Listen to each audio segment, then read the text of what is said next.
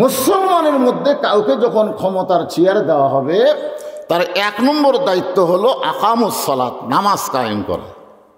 যদি বর্তমান সরকার বলতো এত সুন্দর মডেল মসজিদ বানাইছি, আযান দেওয়ার পরে যে সমস্ত মুসলমান দাবিদার মসজিদের বাহিরে ঘুরবে, দোকানদারি করবে, রাস্তাতে আড্ডাগুলি মারবে, ওদেরকে পুলিশেরা ধরো, একটা ঘরের মধ্যে নিয়ে যায়, পাছার কাপড় খুলে 10টা করে বাড়ি মারো। কয়টা করে বাড়ি? 10টা করে বাড়ি বসাও। পাছার কাপড়ের উপর মারা যাবে না, কাপড় খুলে মারা লাগবে। একটা রিমান্ডের ঘর করা লাগবে, সেখানে খালি ধরেই গিয়ে যা কাপড় খুলে শাট করে গোটা 10 বাড়ি মারবে। আপনারা বলেন তো, নামাজের জন্য কোনো ওয়াজ করা লাগবে না? ওযু ছাড়া কে? শীতের ভয়ে ওযু করবে না। একটু মনোযোগ দিয়ে শোনেন, এই কোরআন শুধু তেলাওয়াতের কোরআন না, নূরের মাদ্রাসায় পড়ানোর জন্য কোরআন না, এই কোরআন হলো আল্লাহর হুকুম। জোরে কোন কোরআন কি? আল্লাহর হুকুম। যেরকম আমার বাপজান ওয়াজ করলো, মা আপনাদের জন্য বদরুল শীত ওয়াজ করবে, মায়েদের জন্য আল্লাহর হুকুম হলো অকরনা ফি বুয়ুতিকুন্না ওয়ালা তাবাররাজনা তাবাররুজাল জাহিলিয়াতিল উলা। মেয়েরা তোমরা ঘরের মধ্যে থাকো। এটা কার কথা? ঘরের বাহির তোমরা হও না। কোনো প্রয়োজনে যদি তোমরা ঘরের বাহির হও, তাহলে হেজাব নিয়ে, পর্দা নিয়ে তোমাদেরকে বের হওয়া লাগবে। ওই জাহেলি যুগের মেয়েদের মতন সাজুগুজু করে রাস্তায় বের হওয়া যাবে না। এই হুকুম কার? আল্লাহ। আরো জোরে বলেন, হুকুম কার? এই আইনটা বর্তমান প্রধানমন্ত্রী জারি করত, বাংলাদেশের একটা যুবকও রাস্তায় থাকতো না, কারণ এরা রাস্তায় ঘরে বেপর্দা নারী দেখার জন্য। জোরে ঘন দেখে না, এগুলোই তো আল্লাহর আইন। হযরত ওমর আল্লাহর কোরআনের জন্যে, কোরআনের পাওয়ার অর্ধ পৃথিবীর খলিফা হয়ে গেলেন। সেই হযরত ওমর আল্লাহর কোরআনটা কেমন, যে কোরআন আপনার শুনতেছেন, এই কোরআনটা কেমন, এই কোরআনটা কেমন, এটা নিজের চোখে দেখার জন্যে হযরত ওমর ছদ্মবেশে মদিনার অলি গলি ঘুরতেছে। ছদ্মবেশে মদিনার অলি গলি ঘুরতে গিয়ে হযরত ওমর দেখতে পায় 2 পাহাড়ের মাঝখানে একটা গিরিপথ। জোরে বলেন, কি পথ? ওই গিরিপথের ভিতরে একটা সুন্দরী মেয়ে ধীর গতিতে হেঁটে হেঁটে চলতেছে। মেয়েটার সামনেও কোনো মানুষ নাই, পিছনেও কোনো মানুষ নাই। ওমর ফারুক আসমানের দিকে তাকায় বলেন, আল্লাহ, তোমার দুনিয়ায় এত সুন্দরী একটা মেয়ে, তোমার দুনিয়ায় এত সুন্দরী একটা মেয়ে। মেয়েটার চেহারা দেখে হযরত ওমর সুন্দরী বলতেছে না, মেয়েটার আপাত মস্তক আল্লাহর আইন পর্দা।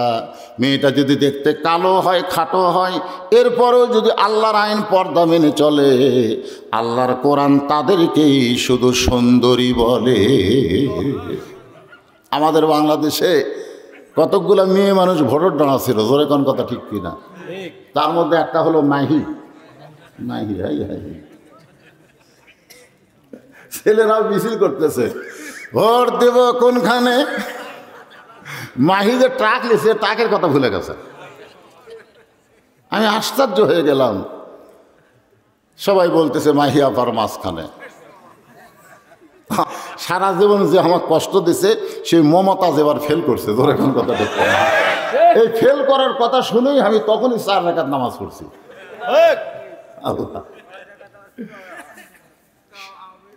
শালি রে, ও আবার সিয়াসাতটা জানে, সংসদে আলেমদের বিরুদ্ধে কথা কয়। জোরে কোন কথা ঠিক কিনা? আগে করো রে মন আখেরের কাজ, মমতাজের কথা। আগে করো রে মন আখেরের কাজ, ধ্যান যোগ হয় দিলের নামাজ। ও তোমার পাঞ্জি গানা, নামাজ পড়া লাগবে না। ওরে শরীয়তের মৌলানা, চোখ 2টা করলা কানা। কোরআন হলো 90 পারা, তোমরা খুঁজা পাইলা না। এমন একটা বেজাতা মেয়াকে সংসদে আসন দেওয়া ঠিক না। জোরে কোন কথা ঠিক করে? আমার ওয়াজ আছে সামনেই, জানুয়ারি মাসের শেষের দিকে ওর এলাকাত, ওটি যায় ফাটাফাটি ওয়াজ করবো ভাই। কয়েকদিন আগে মানিকগঞ্জ সাটুরিয়া ওয়াজ করাইছি, কয়েকদিন আগে, এই জানুয়ারি মাসের 4 তারিখে গেছিলাম মানিকগঞ্জ। একটু মনোযোগ দিয়ে শুনবেন, আমরা মুসলমান। জোরে কোন আমরা কি মুসলমান? তাহলে চিন্তা করতে হবে, কোরআন অনুযায়ী পর্দানিশী নারী যারা, পর্দানিশী নারী যারা, আপনারা সবাই বলবেন বিশ্ব সুন্দরী তারা। একথা বলতে পারবেন না? তাহলে জবান খুলে সবাই বলবেন পর্দানিশী নারী যারা,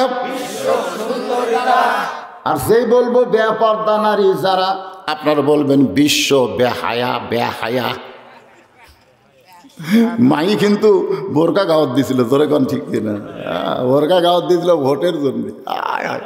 আমাকে কতকগুলো নেতারা তা চমক দেখাই, বুঝলেন? সারা জীবন মাথার টুপি নাই, ভোটের আগে মাথার টুপি। হ্যাঁ, জনগণ বোঝে না তোরা কে। যে বলবো বেপর্দা নারী যারা, আপনার বলবেন বিশ্ব বেহায়া তারা। বলতে পারবেন না? বেপর্দা নারী যারা। ওমর ফারুক মেয়েটার নিকটে গিয়া আল্লাহর কোরআন দেখার জন্যে, আল্লাহর কোরআন দেখার জন্য মেয়েটাকে বললেন, মা এই নির্জন পথে তুমি একা একা চলতেছো, তোমার সামনেও কোনো মানুষ নাই, পিছনেও কোনো মানুষ নাই, তোমার অন্তরে কি কোনো ভয় ডর লাগতেছে না? মেয়েটা বলতেছে, পথিক তুমি কি হযরত উমরকে চেনো? মেয়েটা হযরত উমরকে না চেনার কারণে বলে, পথিক তুমি কি হযরত উমরকে চিনো? যদি উমরকে চিনতে তাহলে এইরকম বেশ সাইজা কথা বলতা না।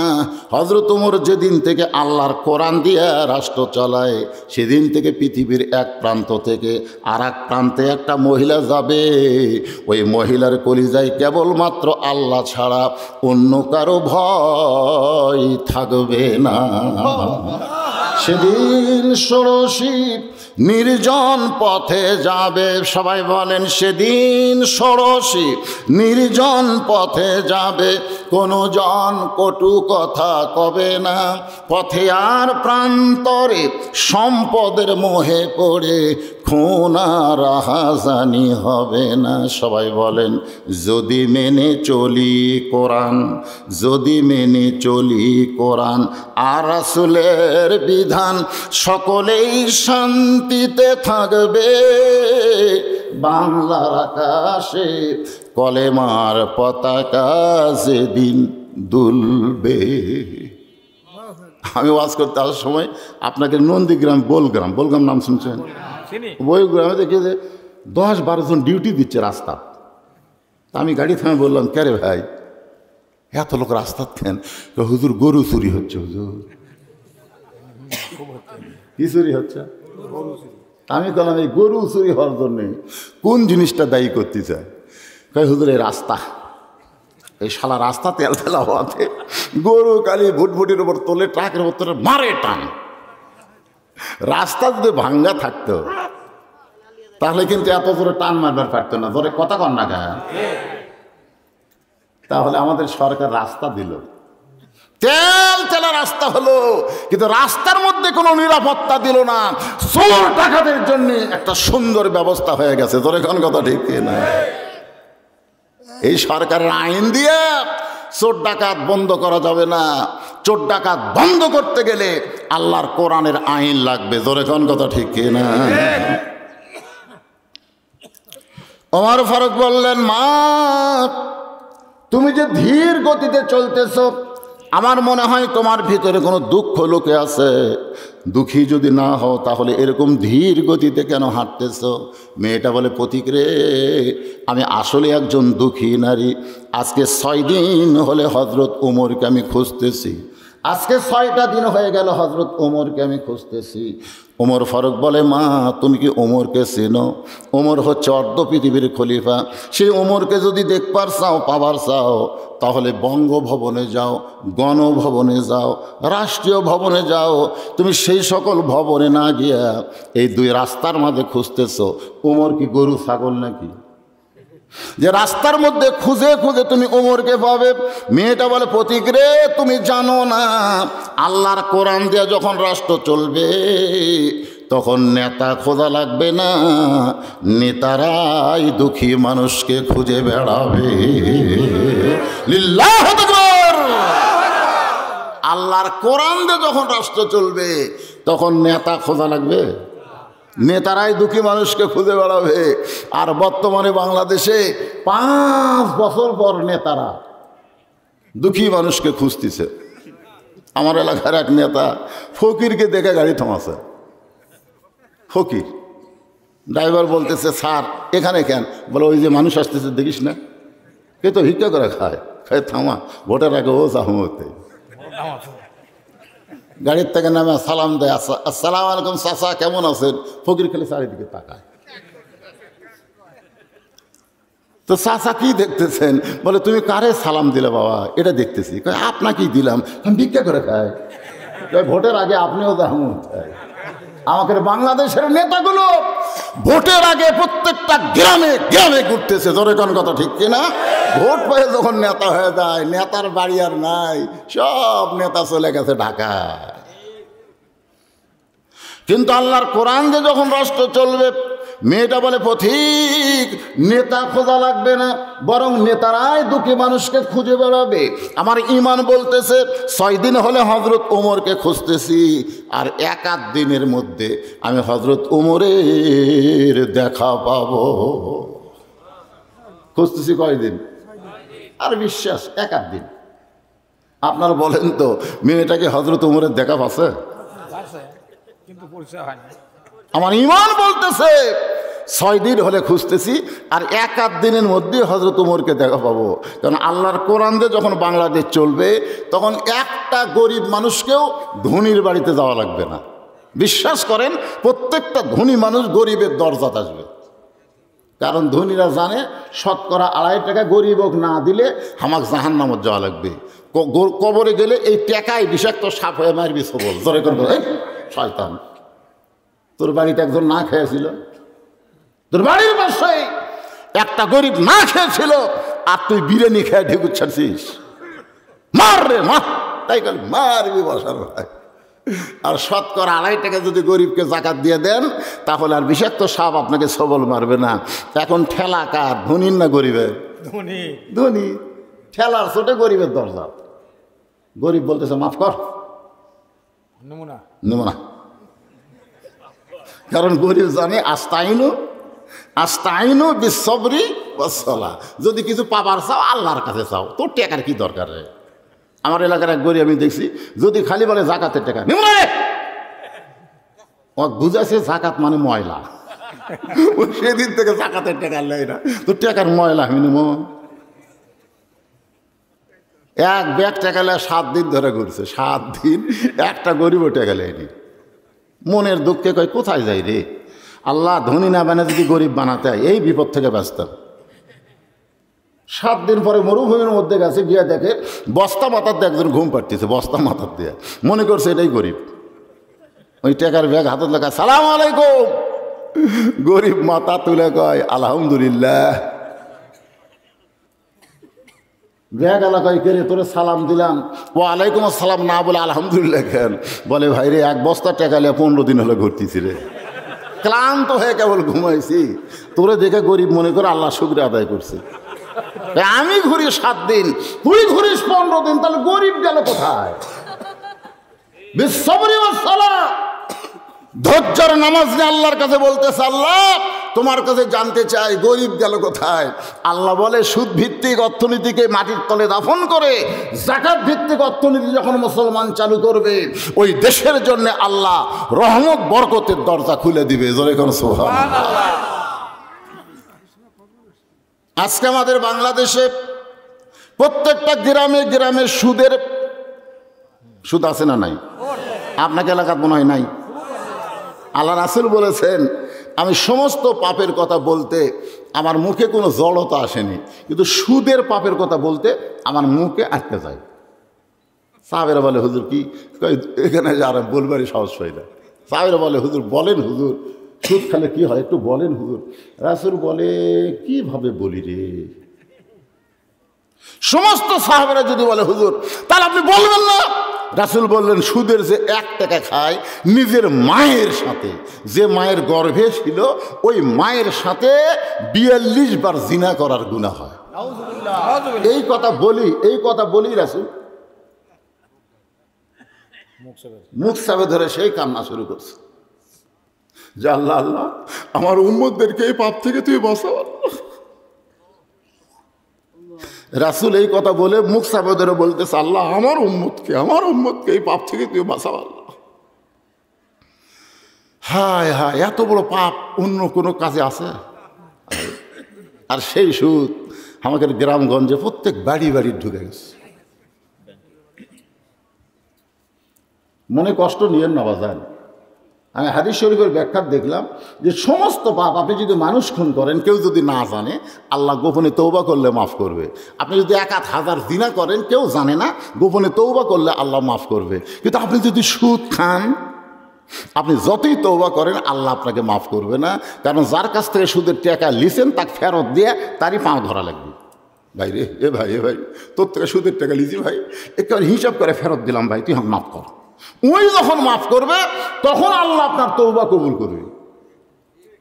এখন কারা কারা সুদ খাচ্ছেন চিন্তা করে লাভ নেই, কোনো লাভ নেই। বাদ যাবেন, বাড়ি যাবেন? হ্যাঁ, তার মানে কেউ খায় না তো বাড়ির যাবি কে? এখন যদি কেউ ওঠে বুঝবেন ওই সুদ খায়। তোর মতন সুদের ওয়াজ না শুনলে আল্লাহর কোনো ক্ষতি নাই। জোরে কোন কথা কর না কেন?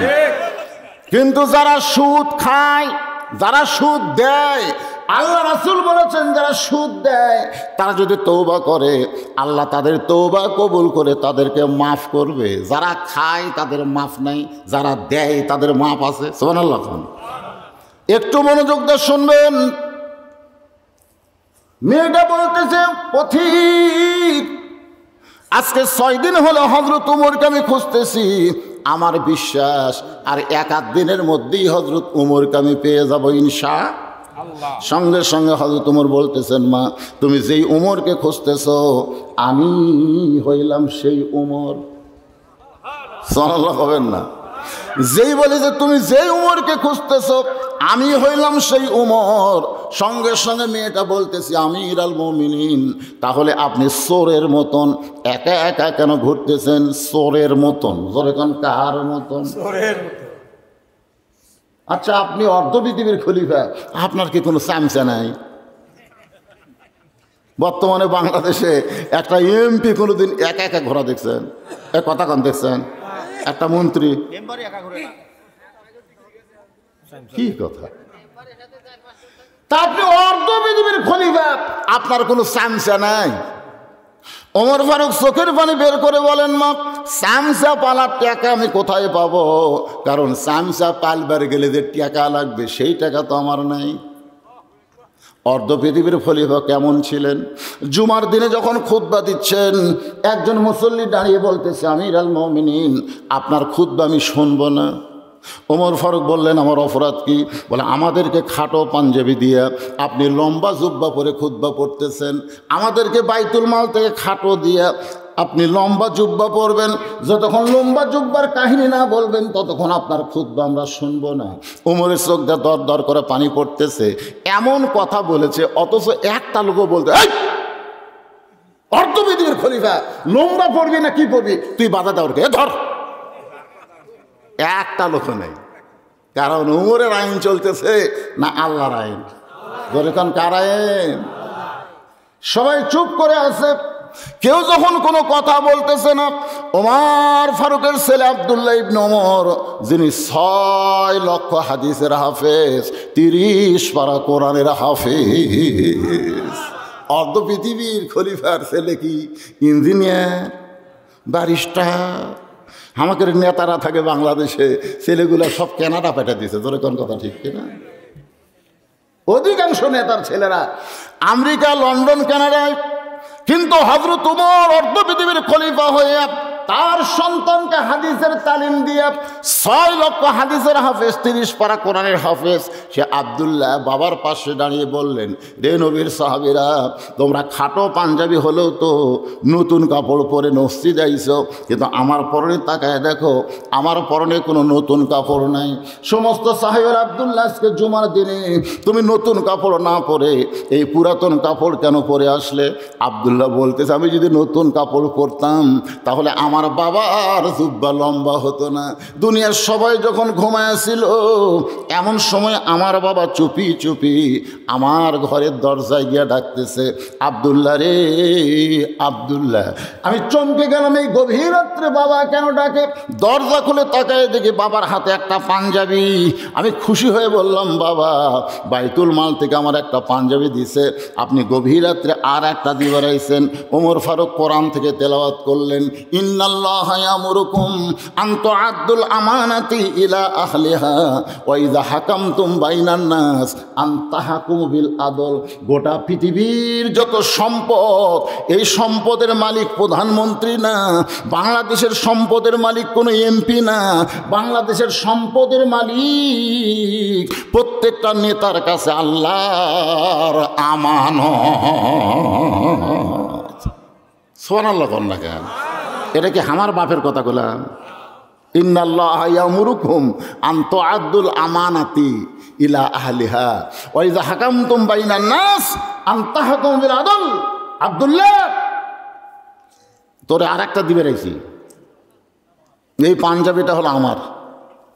গাইদা দিকে এত খাটো, এ খাটো পাঞ্জাবি দিয়ে কালকে জুমাই খুতবা কেমনে দিব? তোর পাঞ্জাবিটা আমাকে দান করে দে বাবা। আমি আব্দুল্লাহ গভীর রাত্রে আমার বাবারে যখন পাঞ্জাবি দান করলাম, বাবার পাঞ্জাবি আমার পাঞ্জাবি একত্র করে বাবা জুব্বা বানায় সেই জুব্বা পরে খুতবা দেয়। এখন বলো বাবার খুতবা শোনা যায় কি না যায়? সমস্ত সাহাবীরা চিল্লায় বলে, আল্লাহর কোরআন দিয়ে যখন রাষ্ট্র চলবে তখন এমন ভালো নেতা জনগণ দেখতে পাবে। তাহলে বাংলাদেশের ভালো নেতা দেখতে গেলে কিসের আইন লাগবে? জোরে বলেন, যাই বলবেন না মরার আগে বোবা হয়ে মরবেন। হক কথাটা বলতেও মুখে আসতেছে না, মুখ বন্ধ করে আছেন। থাকেন থাকেন, বহু লোকের হাত নাও সবই ঠিক থাকে, কিন্তু মরার 2 দিন আগে জবানো যায়, যায় কি যায় না?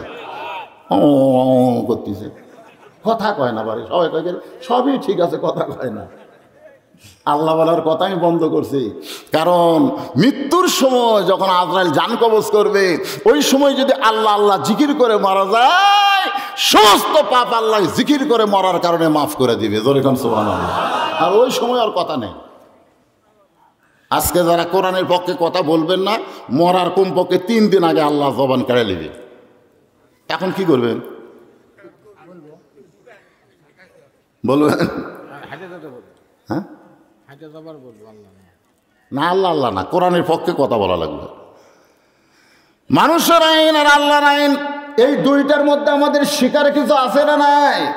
একটু মনোযোগ দিয়ে শুনবেন। হযরত ওমর ফারুক বলতেছেন, মা সামসা পালার টাকা তো আমার হাতত নেই, এই জন্য আমি একা একা চোরের মতন ঘুরতেছি। মেয়েটা বলতেছে, আমিরুল মুমিনিন, আপনি হলেন অর্ধ পৃথিবীর খলিফা।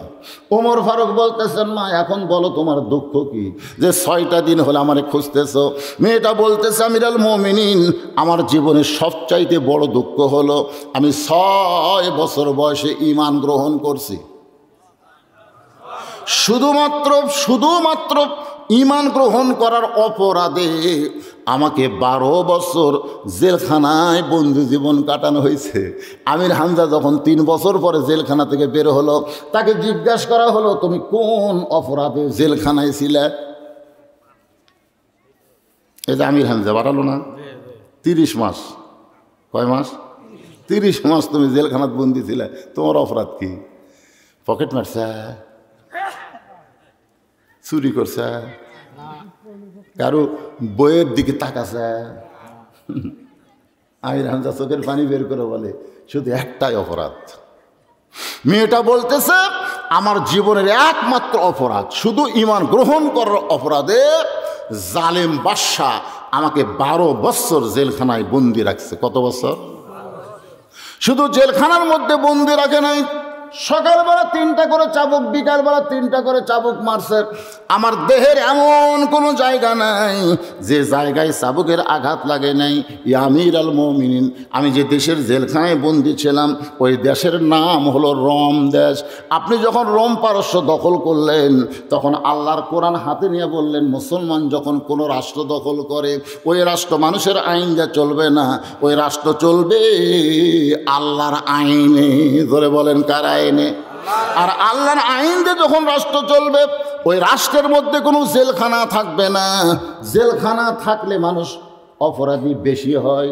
চুরি করে জেলখানাত গেছে, রাত্রে ডাকাতের কাছে আর বিছনা, রাত্রে শোয়ার সময় একটা বিছনা হয় না, যার কাছে সুবিধা হলো ডাকাত। বলতে যে কে রে ভাই, তুই কি অপরাধে জেলখানাতে ঢুকছো? মুরগি চুরি করবার গেছো মারে। তখন ডাকাত মারে লাগে, সব এই আমার কাছে কোনো চোরের জায়গা হবে না, তুই আমাকে চিনিস? আমি 3টা মার্ডার করে জেলে ঢুকছি রে, কোনো চোরের জায়গা আমার কাছে নাই। তখন চোর জায়গালে পাওয়া ধরে কয়, ভাই তাহলে এবারের মতন বাইর হয়ে কি হয়ে ঢোকা লাগবে আমার জানা হয় আস, এই চোর হয়ে আর আমি জেলখানা ঢুকতেছি না। এই জন্য দেখবে জেলখানার থেকে অনেকে বার হওয়ার পরে সিনা টান করে হাঁটে। কারণ কি? ওই ডাকাত হবি, মনে হয় জেলখানা আর শ্বশুর বাড়ি। কিন্তু আল্লাহর কোরআন দিয়ে যখন দেশ চলবে, তখন কোনো জেলখানা থাকবে না। কারণ কোরআনের বিচার হলো ডাইরেক্ট। জোরে কোন কি? আপনি যখন জেলখানার দরজা মুক্ত করে দিলেন, তখন আমি একজন নারী 6 বছর বয়সী মান গ্রহণ করে 12 বছর জেলখানায় বন্দি থাকার কারণে আমার বয়স এখন 18 বছর। 18 বছর একজন যৌবনের আমি কোথায় যাব? কারণ আমার দাদা খ্রিস্টান, আমার বাবাও খ্রিস্টান, আমার দেশের সকলেই খ্রিস্টান। একজন মুমিনা নারী হয়তো খ্রিস্টানদের কাছে যাওয়ার পারি না। তাই আজকে 6 দিন হলে 2 পাহাড়ের মাঝখানে খুঁজতেছি। যদি আপনার দেখা পাই, তাহলে এই দুঃখী মেয়েটা আপনার কাছে একটু আশ্রয় চাই। ওমর ফারুক চোখের পানি বের করে বলে, মা আমি তোমাকে আশ্রয় দিবার পারবো না, তবে ইসলাম তোমাকে অধিকার দিয়েছে। এখন আপনাদের কাছে আমি জানতে চাই, আমার মা বোনেরা যারা পর্দায় আছেন একটু শোনেন। মা, ইসলামে নারীদের অধিকার আছে না নাই? এই জোরে করে আছে না নাই? আমার বাবা মরে গেল 18 সালে, আমার মা মরে গেল এই যে 23 সালের ডিসেম্বরের 25 তারিখে। আমার বাবা মরে গেছে, আমি কাঁদছি। কিন্তু আমার মা মরে গেলে আমি দেখলাম তো কিছুই নাই। তখন একটা গান আমার কাছে এসে বলল, বাবা আনন্দে মাতিয়া সাগরে ভাসাইয়া সেই যে চইলা যায় খবর লয় না, মাজন ধরিয়ায় উদরে কতই কষ্ট করে, 10 মাস পরে পায় প্রসবের বেদনা, এমন দরদি ভবে কেউ হবে না আমার মা গো। আমার বাবা জীবনে আমার চুমা খাসে কিনা আমার মনে নেই। আর আমার মা যেদিন 25 তারিখে মারা যাবে, সেই রাতেও আমার চুমা খাইছে। কি বলবো প্রসবের কথা, মা বিনে সেই ব্যথা কেউ তো বুঝিবে না।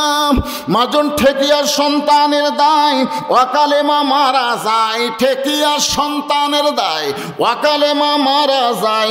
কেন সে মায়ের ভক্তি করবা না, এমন দরদি ভবে কেউ হবে না আমার মা গো। এই জন্য রাসূল বলেছে, মা তোমাদের সাধারণ কোনো বিষয় না, মায়ের পায়ের তলে সন্তানের জান্নাত। মা কি রে? মুসা নবী আল্লাহরে কইছিল, আল্লাহ আমি যার সাথে জান্নাতে থাকবো তার খবর কি? আল্লাহ কয়, দেখবার যদি চাস অমুক বাজারে যা। আল্লাহ সেভাবে দেখবার করেছে, বাজারে যায় দেখে একটা কষায় সমানে খালি দাও মারতেছে, গোস্তর পরে ঠাই ঠাই করে মারতেছে। মুসা চুম করে কই, এইটা আমার সাথে জান্নাতে থাকবি? কালিমুল্লাহ আল্লাহকে বলতেছে, আল্লাহ মানুষ আর খুঁজে পেলা না, এই কষায় আল্লাহ বলে জানবার চাইছিস বলে তোরে জানাইলাম, তদন্ত কর। কষায় যখন বাড়িতে গেছে, মুসা নবী চুপি চুপি তার পিছনে যায়, বৈঠকখানার জানলা দিয়ে দেখে কষায় ঘরের মধ্যে ঢুকে একটা ঝুড়ি বের করলো। ঝুড়িতে তার বুড়িমা বসেছিল, মারে গোসল করে দিয়ে পরিষ্কার করে যে গোস্ত নিয়ে গেছিল ওটা পাক করে কবিতর যেমন তার বাচ্চাকে খাওয়ায়, মায়ের যে মুখের দাঁত নাই ওই গোস্তগুলো মুখে দিছে। মা ঢুকিছি বা খেয়ে খেয়ে আল্লাহকে দোয়া করতেছে, আল্লাহ আমার কষাই সন্তানকে তুই মুসা নবীর সাথে জান্নাত দিও। কষাই কয়, মা তোমার আর দোয়া করার জায়গা পেলা না, একটা কষাই কোনোদিন নবীর সঙ্গে জান্নাতে যাবে? মা বলতেছে, আমি দোয়া করলাম, কবুল করার মালিক আল্লাহ। মুসা নবী লোকমা দিয়ে বলে, কসাই ভাই, তোমার মায়ের দোয়া আল্লাহ কবুল করেছে। আমি হলাম নবী মুসা, আল্লাহর কাছে জানতে চাইলে আল্লাহ তোমার কথায় আমার সঙ্গে জান্নাতে থাকার কথা বলে দিয়েছে। আপনারা বলেন তো, মায়ের দাম আছে না নাই? মেয়েদের অধিকার আছে না নাই? মেয়েদের ব্যাপারে কোরআন বলেছে, মহরনা দাও, মহরনা দাও। ডিমান্ড জায়েজ না হারাম? মেয়েদেরকে মহরনা দেওয়া হবে, ছেলে কিছুই লিবার পারবে না। এখানে মেয়ের দাম বেশি না কম?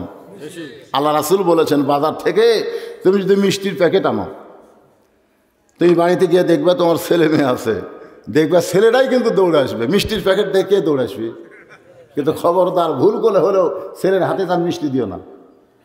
মিষ্টি দেওয়া লাগবে মেয়ের হাতে, রাসূল বলেছেন। মেয়ের হাতে মিষ্টি দিলেন, মেয়ে মিষ্টির প্যাকেট খুলে দেখে 6 মিষ্টি। কয় মিষ্টি? 2টা বাপরে দিছে, 2টা মারে দিছে, 2টা আর ভাইক দিছে। তাহলে কয়টা গেল? বাপ বলতেছে, মা তুমি খাবা না? তোমরা খালি আমার খাওয়াবো, তোমরা খালি আমার খাওয়া। কি মেয়ে রে, তোমরা খালি আমার খাওয়া। পরের দিন ভুল করে ছেলে দৌড়াচ্ছে, ছেলের হাতে মিষ্টির প্যাকেট দিছে। ছেলে মিষ্টির প্যাকেট খুলে রাখ করে, আব্বা দোকানে তার মিষ্টি নাই। এই 6টা মিষ্টি আনছে কেন? 6 মিষ্টি চাপে ধরে 2টি একবার মুখত মারছে। বাপ বলতেছে, কে রে আমাকে দিবি না? আমি খালি তোমাকে খাওয়া, আমি খালি তোমাকে খাওয়া। ছেলে আর মেয়ের মধ্যে তফাৎ আছে না নাই? জোরে কান আছে না? এই যে আড়িয়াগুলো ঘুরতেছে, আড়িয়া রাস্তা ঘুরতেছে। আমি ছেলেদের জন্য বলতে যে ভাই, যার মেয়ের ছেলে, আল্লাহ আমাকে কোনো ছেলে দেয় নাই। আমার বউ মাঝে মধ্যে কান্দে, যদি একটা ছেলে থাকতো তাহলে হুজুরের পরে আর একটা হুজুর হতো।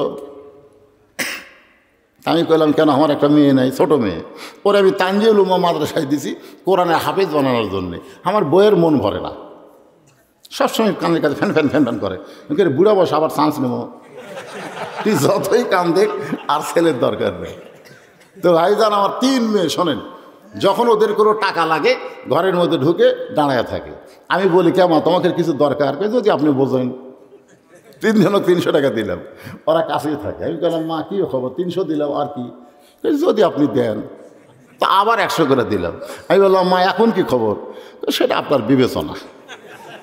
তখন আবার 100 করে দিলাম। ওরা 3 জন খুশি হয়ে ঘর থেকে বের হয়ে গেল। আমি আমার বড় ভাইকে বললাম, ভাই তোর ছেলেও আছে মেয়েও আছে, তোর ছেলে যখন টাকা চায়, আমার তার ছেলে নেই, তো কীভাবে চায়? তোর ভাই বলতেছে, শালার লাগবে 106,000।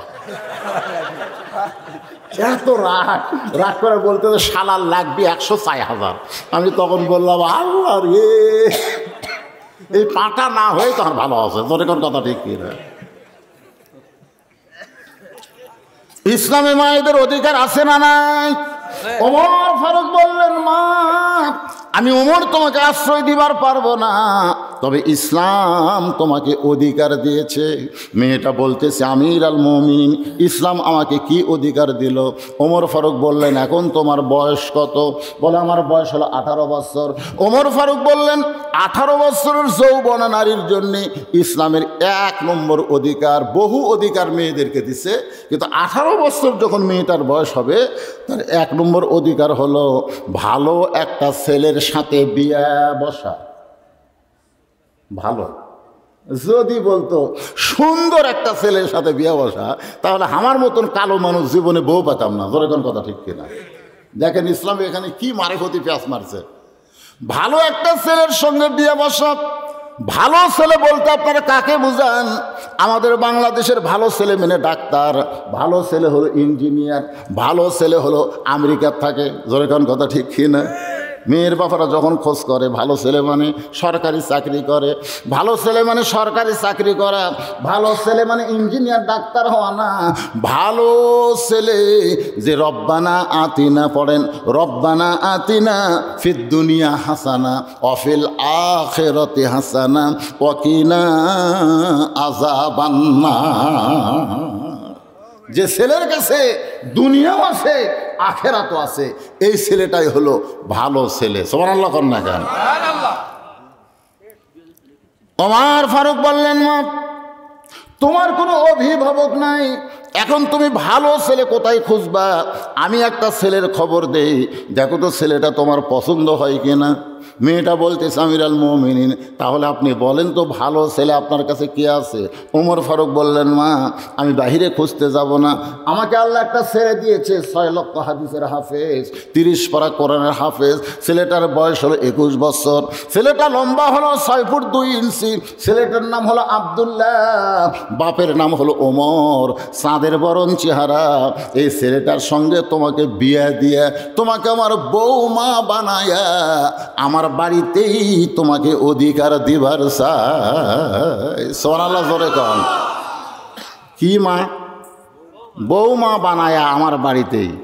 আপনার বলেন তো, বেটার বউ যেদিন থেকে বাড়িতে আসে গোটা বাড়ির দায়িত্ব কে পায়? বউ দেয় না?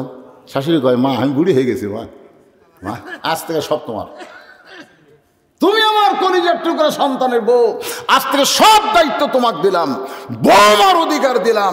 আর আজকে আমাদের বাড়িতে বৌমা আসা বউ দজ্জাল হয়ে যায়। জোরে কোন কথা ঠিক কিনা? বউ দজ্জাল।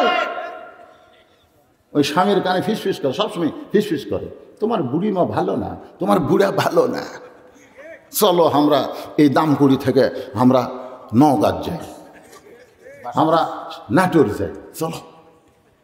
তুমি সরকারি চাকরি করো, তুমি খামাখা 7 দিন পর পরে হুন্ডে মেরে এই ভাঙ্গা রাস্তাতে আসার কি দরকার? এমনভাবে স্বামী কান পড়া পড়ায়, স্বামী বাপ মা তুই চলে গেছে নাটোর ভাই। বুড়া বুড়ের আর কোনো খবর নেই। আপনি জানেন, সকালে একবার সন্ধ্যায় একবার বাপ মার চেহারার দিকে তাকান, আল্লাহ একটা কবুল হজের সওয়াব আপনার আমল নামাই দিয়ে দিবে। সুবহানাল্লাহ। আর এই শালা বইয়ের বুদ্ধি শুনে চলে গেছে। এরা বউ মা না বউ দজ্জাল? এ কথা কর না কেন, বউ মা না বউ দজ্জাল?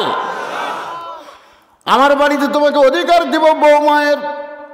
মেয়েটা হেজাবের ভিতর থেকে বলে, আমিরুল মুমিনিন, আপনি না বলেছেন ভালো একটা ছেলের সঙ্গে বিয়ে বসার অধিকার আছে, আপনার আব্দুল্লাহর চাইতে ভালো কোনো ছেলে কি দুনিয়াতে নাই? ওমর ফারুক বললেন, মা আমার এই 2 চোখে আমার আব্দুল্লাহর চাইতে ভালো কোনো ছেলে পড়ে না। মেয়েটা বলতেছে, আমি একটা ছেলের নাম বলবো, দেখেন তো ছেলেটা কেমন।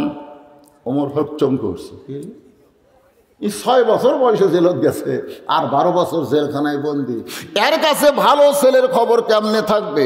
ওমর ফারুক উৎসাহ নিয়ে বললেন, বলেন তো মা সেই ছেলেটার নাম কি? মেয়েটা বলতে, ছেলেটার নাম হইল হুসাইন, মায়ের নাম হলো ফাতেমা, বাবার নাম হলো হযরত আলী, আর নানার নাম হলো মুহাম্মাদুর রাসূলুল্লাহ। এখন আপনি বলেন তো, আপনার আব্দুল্লাহ আর হোসাইন এই দুটোর মধ্যে কোনটা ভালো? না আপনাদের গ্রামের ইঞ্জিনিয়ার আর একটা হলো হাফিজ সাহেব? ছোটোর থেকে দাঁড়িয়ে হতে পারে, একদিনও কামায়নি। ওই পেশাব করে গেলেও মাথা টুপি দিয়ে পেশাব করে, ওই জীবনে স্কিন প্যান্ট পরেন, ঢিলা পায়জামা পড়ছে, পেশাব করে পানি লাই। ওই যন্ত্র কোনোদিন কষ্ট দেয়নি, সবসময় ঢিলা লালার মধ্যেই থসে। আরে ভাই, আর এই স্কিন প্যান্ট পরে পেশাব করে খাড়া হয়ে পানি লাই না, টপ টপ করে পেশাব দিয়ে, আর ওই যে নিষ্কের জাঙ্গে ওটা ভিজে গেছে। তো পেশাব দিয়ে যদি ভিজা যায়, ওটা কিন্তু শুকে গেলে ওর জীবাণু মুক্ত হয় না, ওই জায়গায় ছোট ছোট জার্ম পয়দা হয়, অতি সূক্ষ্ম জীবাণু।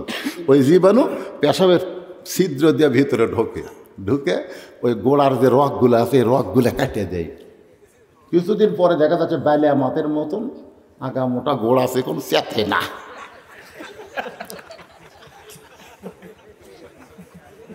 আপনি জানেন ওই ব্যক্তির কবরে সবচেয়ে বেশি আযাব হবে যে পেশাব থেকে পবিত্র হয় না। জোরে কোন কথা কর না। এই হিসাবে এখনকার একটা আঙ্গেও বাঁচবি, একটা আঙ্গে একটা যুবকও বাঁচবে না যারা খাড়া হয়ে পেশাব করে। এমন ফুল প্যান্ট পড়ছে, যন্ত্রটা একটু বাতাস পাবে তাও পাবি না, চাপিয়ে দিয়ে থসে।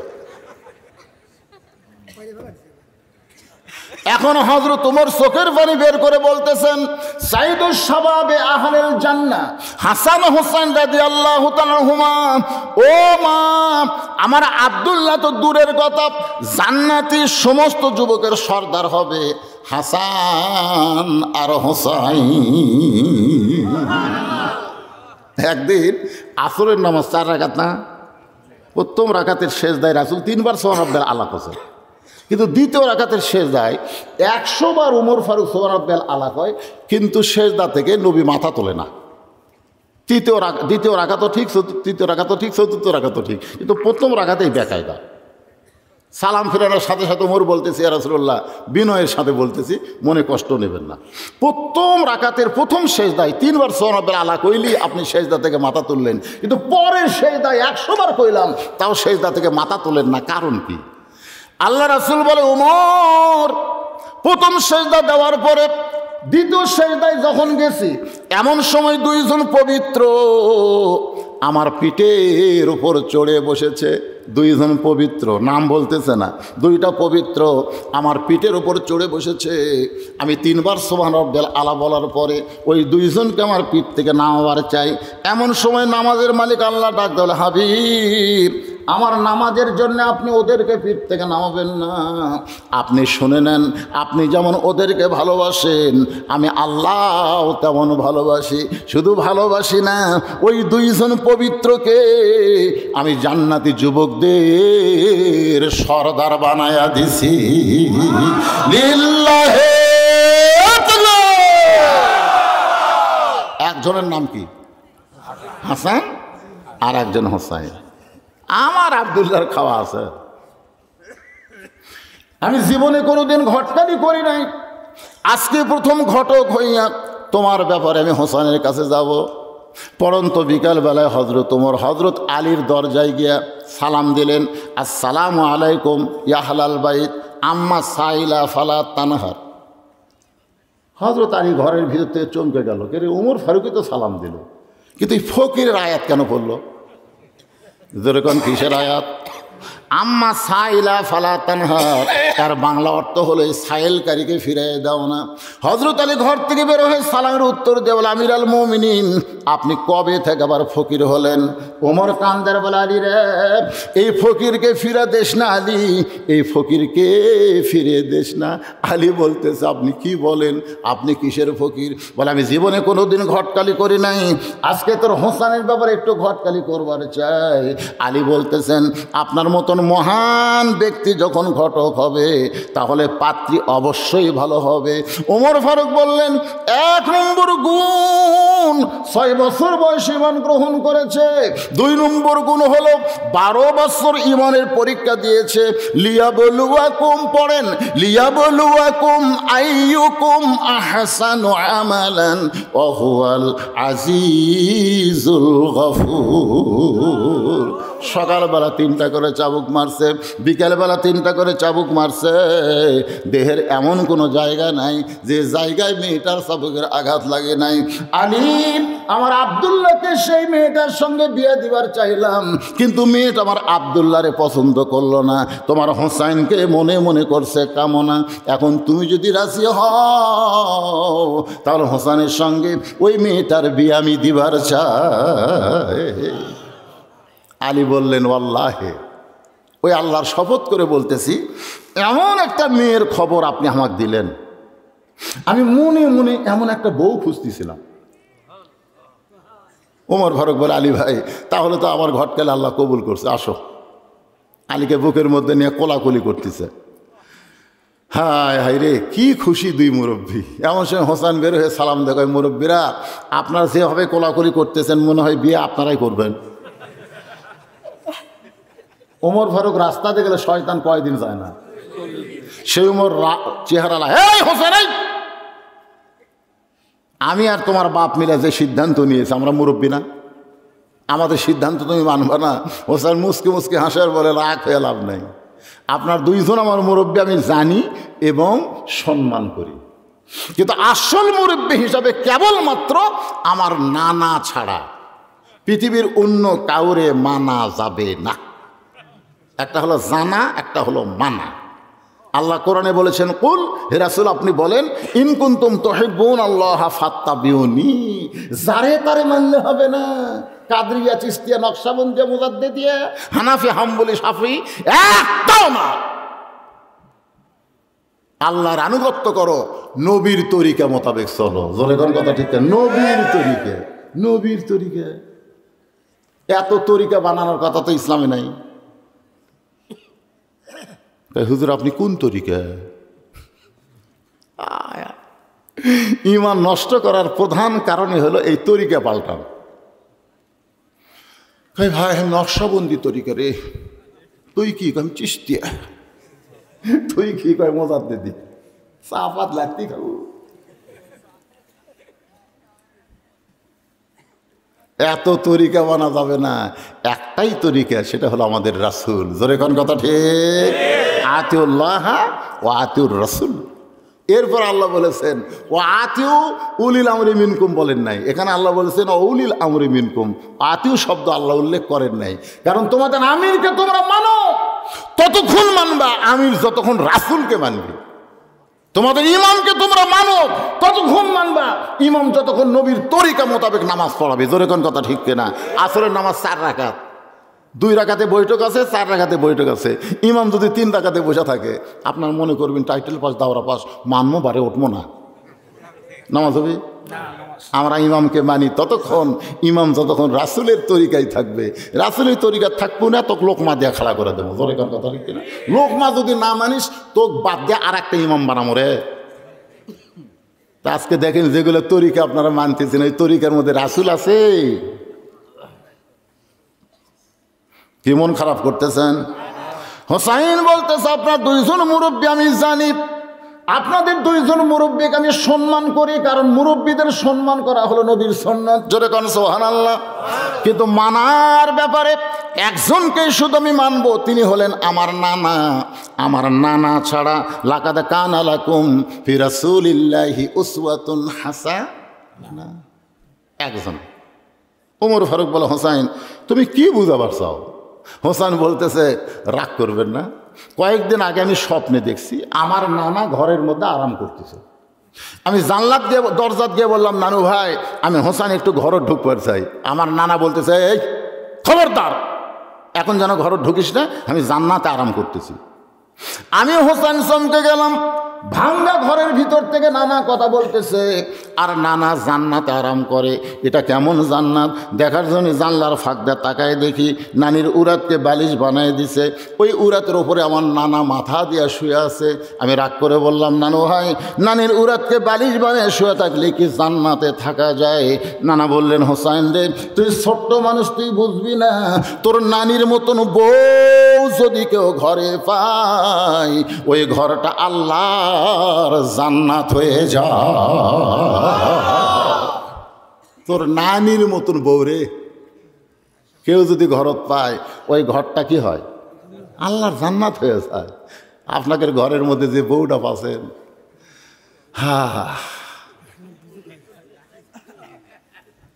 আপনি এশার নামাজ পড়লেন মসজিদে, বাড়ি যাচ্ছেন আর চিন্তা করতেছেন আমি তো নামাজ পড়লাম মসজিদে, আমার বউ তাহলে যায় নামাজের উপরে আসে, কারণ মেয়ে মানুষের তসবিহ তেলাওয়াত একটু বেশি করে।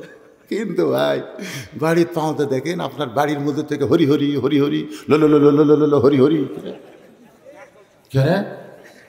আমি সামনে কাতারে নামাজ পড়লাম আর আমার বাড়ি হরি হরি, ঘরের মধ্যে ঢুকে দেখেন আপনার ম্যাডাম স্টার জলসা জি বাংলা দেখতেছে, চিল্লায় বলবেন আমার ঘর আল্লাহ জাহান্নাম বানায় দিছে তোর মতন বউ হওয়ার কারণে। জোরে কথা কন না কেন? তাহলে একদিন কবেন, একদিন একদিন কছেন কোনোদিন?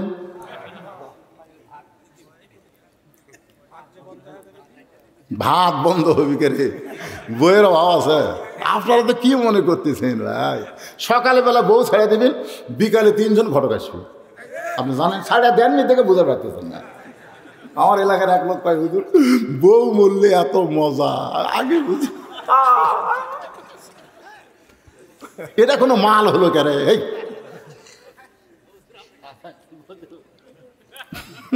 মেয়ে মানুষের আছে নাকি? মেয়েরা আছে? ওরা ওরা আপনাকে তৌবা করাবি দাম করি যেন এটা না আসে।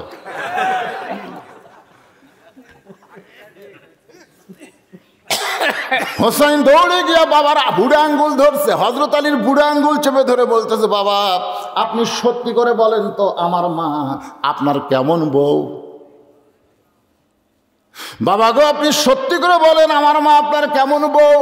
এই কথা যখন হুসেন বলতেছে তখন মা ফাতেমা দুনিয়াতে নাই, দুনিয়া থেকে বিদায় নিয়েছে। যার কারণে হোসেন বলতেছে বাবা আপনি সত্যি করে বলেন তো আমার মা আপনার কেমন বউ? আমার মায়ের মতন বউ পাওয়ার কারণে আপনার ভাঙ্গা ঘর যদি আল্লাহ জান্নাত বানায় দেয়, আমার নানা বিয়ে করার পরে নানার ঘর যদি আল্লাহ জান্নাত বানায় দেয়, আমিও সিদ্ধান্ত নিয়েছি আপনি যেমন বিয়ে করছেন, আমার নানা যেমন বিয়ে করছে, আমি হোসাইন তেমন একটা বিবাহ করতে চাই। কারণ বউ যদি ভালো হয় সেই স্বামী আল্লাহর ওলি হয়, আর বউ যদি খারাপ হয় আর দুনিয়াও শেষ আখিরাতও শেষ।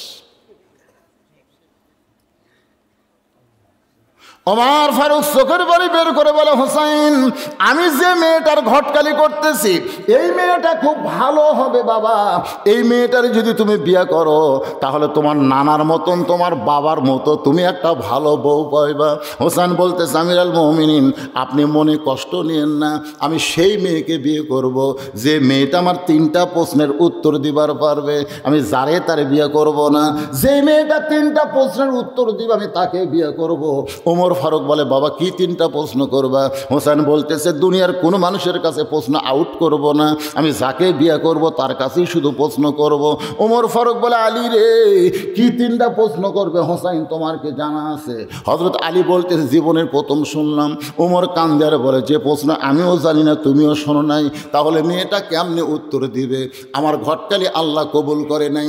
হযরত ওমর কান্দতে কান্দতে মেয়েটা যেই ঘরে সেই দরজায় গিয়ে বলতেছে মা আমার আব্দুল্লাহর সঙ্গে বিয়া বস, তোর জীবন ধন্য হয়ে যাবে। মেয়েটা বলতে খালি একটা বার বলেন আপনার আব্দুল্লাহ হোসেনের চাইতে ভালো, তাহলে আমার কোনো আপত্তি নাই। ওমর ফারুক বলে মা আমি কেমনে বলবো যেটা ঠিক না সেটা কেমনে বলবো? মেয়েটা বলতেছে তাহলে হোসাইন ছাড়া দুনিয়ার অন্য কোন আব্দুল্লাহর সঙ্গে আমি বিবাহ বসবো না। ওমর ফারুক বলে মা হোসেন সেই মেয়েকে বিয়ে করবে যে মেয়েটা 3টা প্রশ্নের উত্তর দিবার পারবে, যে প্রশ্ন আমি জীবনেও শুনি নাই তার বাবাও জানে না, তাহলে তুমি কেমনে উত্তর দিবা? মেয়েটা ঘরের ভিতর থেকে বলতেছে আমিরুল মুমিনিন হোসেন কি 3টা প্রশ্ন করবে আমি জানি না, তবে আমার ঈমান বলতেছে আমি না পারলেও আমার আল্লাহ পারাবে। লিল্লাহি আপনাকে ঈমান কি কয়?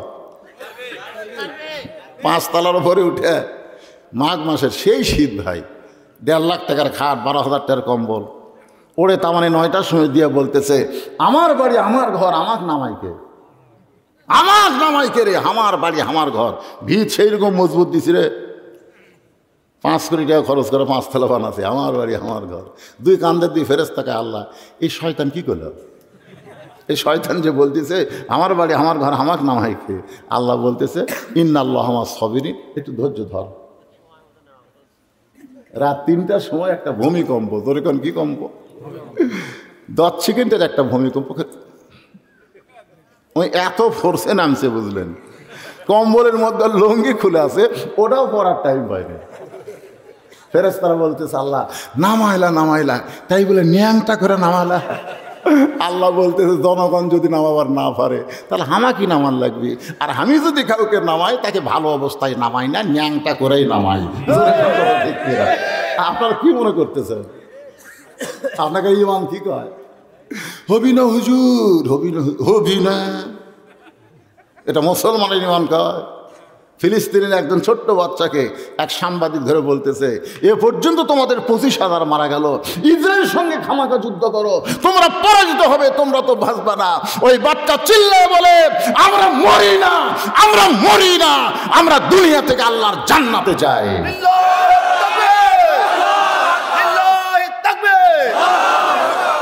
আমরা জান্নাতে যাই, তোমরা জানো না তো, তোমরা তো এই রাস্তা চিনো না। আল্লাহ কোরআনে বলেছেন ওয়ালা তাকুলু লিমান ইউকতালু ফি সাবিলিল্লাহি আমওয়াতুন বাল আহইয়াউ ওয়ালাকিন লা তাশউরুন।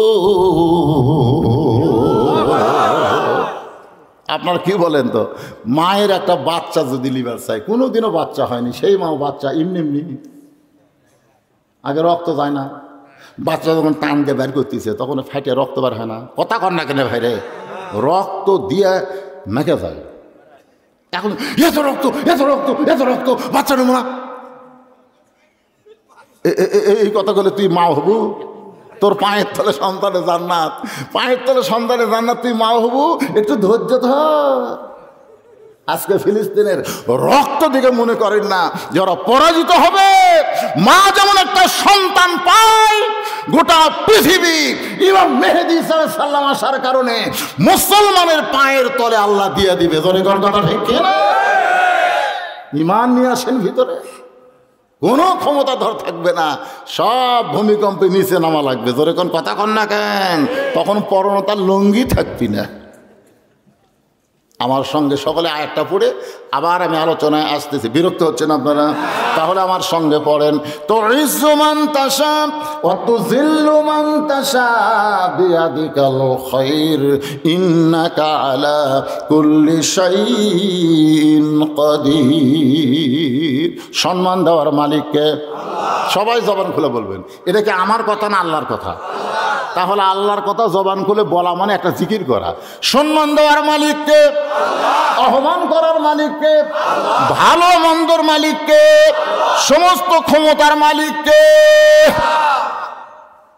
মেয়েটা বলতেছে, হোসেন কি 3টা প্রশ্ন করবে আমি জানি না, তবে আমার ঈমান বলতেছে আমি না পারলেও কে পারাবে? ওমর ফারুক মারছে দৌড়। আলী বলতেছে এখনই কান্দা কান্দা গেলেন, আবার দৌড়ে এলেন, তার মানে কয় তারিখ করবার আসলাম।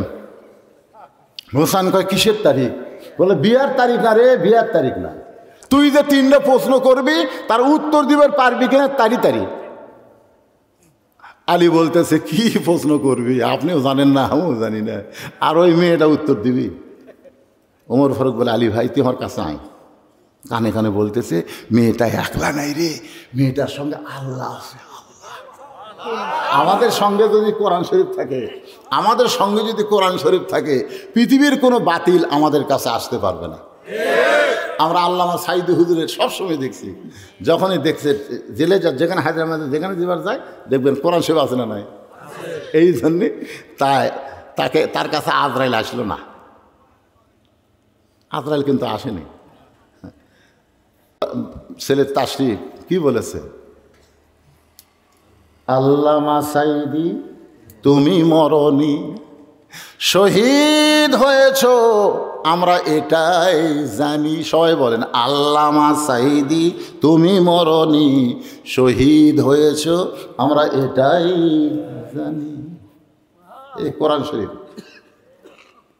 কাছে রাখেন, দুনিয়ার কোনো বাতিল কোনো শক্তি আপনার কাছে আসতে পারবে না। কিন্তু আমরা কোরআন শরীফ থুয়ে দিছি, থুয়ে আমরা একলা একলা। আমার ফারুক বলে আলী রে, আমার মনে হয় মেয়েটা একলা নাই, মেয়েটার সঙ্গে আল্লাহ আছে। নির্দিষ্ট তারিখ মোতাবেক বাজান অল্প সময়ের মধ্যে গল্প শেষ করব, একটু মনোযোগ দিয়ে শোনা লাগবে। বিরক্ত হচ্ছেন?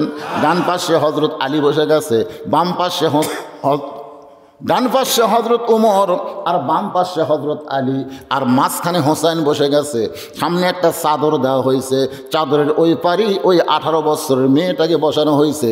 এখন যদি আপনাদের বলি সামনে চাদর দেওয়ার কারণ কি, সবাই একসঙ্গে বলেন কারণ কি? এখানে আপনারা মনে করেন, বিশ্বাস করেন, মনের পর্দা বড় পর্দা। এই গানটা যদি ঠিক হইতো তাহলে উমর ফারুকের মন ভালো না খারাপ, আলীর মন ভালো না খারাপ, হোসেনের মন ভালো না খারাপ? তাহলে সামনে পর্দা কেন দিল? মনের পর্দা পর্দা নয়, পর্দা হলো আল্লাহর আইন। পর্দা যদি আল্লাহর আইন না হতো তাহলে মেয়ে মানুষ মরার পরে আপনারা কয় কাপড় দেন? 5টা। কোন জায়গার দেন? এই মরদ মানুষের আপনারা জানেন না, আমি আর বইয়ের কাছে শুনছি যে মেয়ে মানুষের যে 5 কাপড় তোরা কোন জায়গার বান্ধিস রে? আর বউ আর মাঝে মধ্যে মানুষ মরে গেলে ধোয়াই তো বলে আপনাকের মতোই 3 কাপড়, আপনাকের মতোই 3 কাপড়, একটা নিচে একটা উপরে, একটা হচ্ছে পাঞ্জাবি কামিজ। কিরে তাহলে 3টা শেষ, আর 2টা? একটা হলো মাথা বাঁধ, মাথা বাঁধ, আর একটা হলো সিনা বাঁধ। সিনা বাঁধ মানে বুক বাঁধ, তো জ্যাঁথা অবস্থায় ওই অন্যা এরকম করছে, জ্যাঁথা অবস্থায় অন্যা ইঙ্গা করে করি, এই দিকে অন্যা দিচ্ছে, অন্যা দিয়ে জ্যাঁথা অবস্থায় অন্যা পাশে দিছে, এটা লাইটের মতন দেখাচ্ছে, আর মরার পরে এটা বান্ধিচ্ছে। জীবিত অবস্থায় মাথার চুল বেচা খাচ্ছে, জোরে কর কথাটা, চুল বেচা খাচ্ছে। এই শালা মেয়েরা কতগুলো মেয়ে আছে চুল বেচা খায়, খালি হারাম না, আপনার চুল কেবলমাত্র আপনার স্বামী ছাড়া দুনিয়ার কোনো মানুষ স্পর্শই করবার পারবে না। আর ওরা লেড়া চেড়ালে ভাবি ভাবি আর একটু লাগবে ভাবি, তাছাড়া তো টাকা মিল হচ্ছে না। তখন ভাবি কয় তাহলে একটু বসেন ভাই, ওই একটা মুড়িয়া চিরুনি যেটা চুল ছিঁড়ে বেশি ওটা গেল ফটাফট মারছে, মারা করছে। দেখেন তো ভাই, এখন দেখেন ওই লাড়া চাড়া করছে, আপনার বইয়ের চুল একটা মরদ লাড়তেছে। যে মেয়ে মানুষ চুল বেচা খাচ্ছে ওর মাথাত মরার পরে কাপড় বান্ধা কোনো লাভ হবে না ভাই, এ কথা কোনো লাভ হবে? তাহলে পর্দা হলো আল্লাহর আইন। একটা মেয়ে মানুষ মারা গেলে তার লাশটা খাটনিতে রাখার পরে সমস্ত আলেম বলে ওই খাটনিটা ঢেকে দাও, কারণ মেয়ে মানুষের লাশ দেখাও জায়েজ নাই। এখন খাটনি যখন চাদর দিয়ে ঢেকে দিয়েছে, ফেরেশতারা ঘুরতেছে আর বলতেছে আল্লাহ এই মেয়ে যখন জীবিত আসলো গোটা পাড়া ঘুরিছে, আর মরার পরে এর খাটনিটাও পর্যন্ত চাদর দিয়ে ঢেকে থছে। আল্লাহ বলে দেশের নাম হলো বাংলাদেশ, এরা বাঁচতে মানে না কিন্তু মরার পরে মানে। আমার মায়ের একটু মনোযোগ দিয়ে শোনেন। ওমর ফারুক বলে হোসাইন এখন তুমি প্রশ্ন শুরু করে দাও। এবার হোসাইন প্রশ্ন করবে, একটু মনোযোগ দিয়ে শোনেন কি করবে। ওমর ফারুক বলে বাবা এখন তুমি প্রশ্ন শুরু করো। এবার হোসাইন দাঁড়িয়ে বলতেছে রে মেয়ে তুমি একা একা বসে আছো, তাই বলে মনে করো না তুমি একলা হয়ে গেছো, বরং আমি হোসাইন বড় একা। ওমর ফারুক কোন ভূতে মারছে, কেটে তোর ডান পাশে আমি বসে আছি, তোর বাম পাশে তোর বাপ বসে আছে, তুই একলা কেমনে হলি?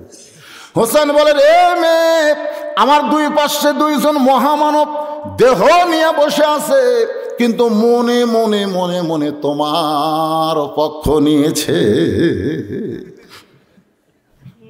তার মানে কি? নির্বাচন কমিশনার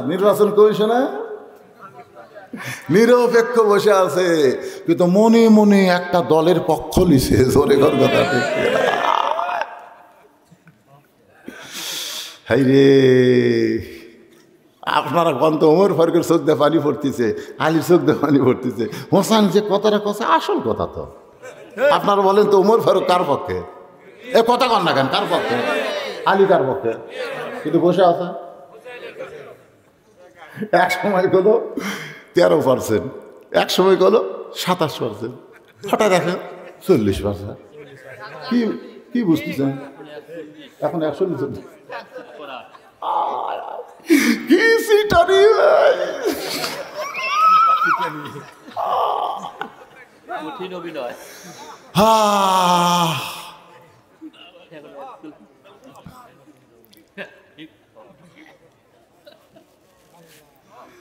আল্লাহ তুমি হেদায়েত করো। কি ওয়াজ করো ভাই, যেদিকে যাই খালি চোখের সামনে ভাই ওঠে। কি লিল্লাহি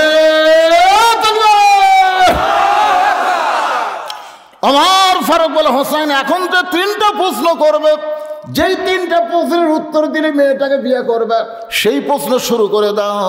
এবার হোসেন বলে রে মেয়ে তোমাকে বিবাহ করার জন্যে আমার 1 নম্বর প্রশ্ন হলো, এই সবাই মনোযোগ দিয়ে শুনবা, তোমাকে বিবাহ করার জন্যে আমার 1 নম্বর প্রশ্ন হলো আমার মাকে তুমি জানো? আমি কোন মায়ের সন্তান?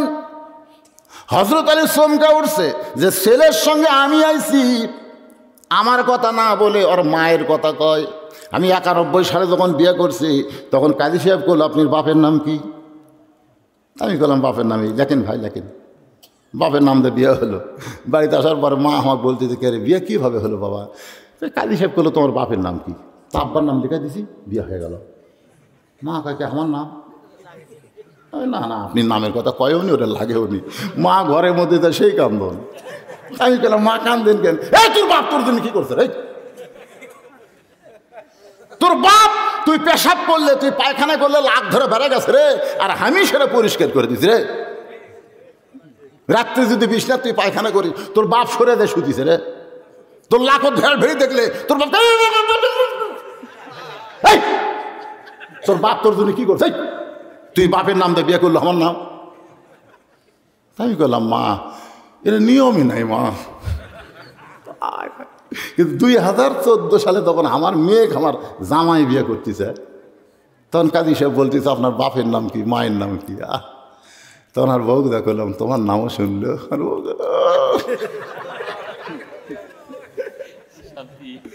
তোমার মাও ঠকিছে কিন্তু আমি ঠকিনি রে।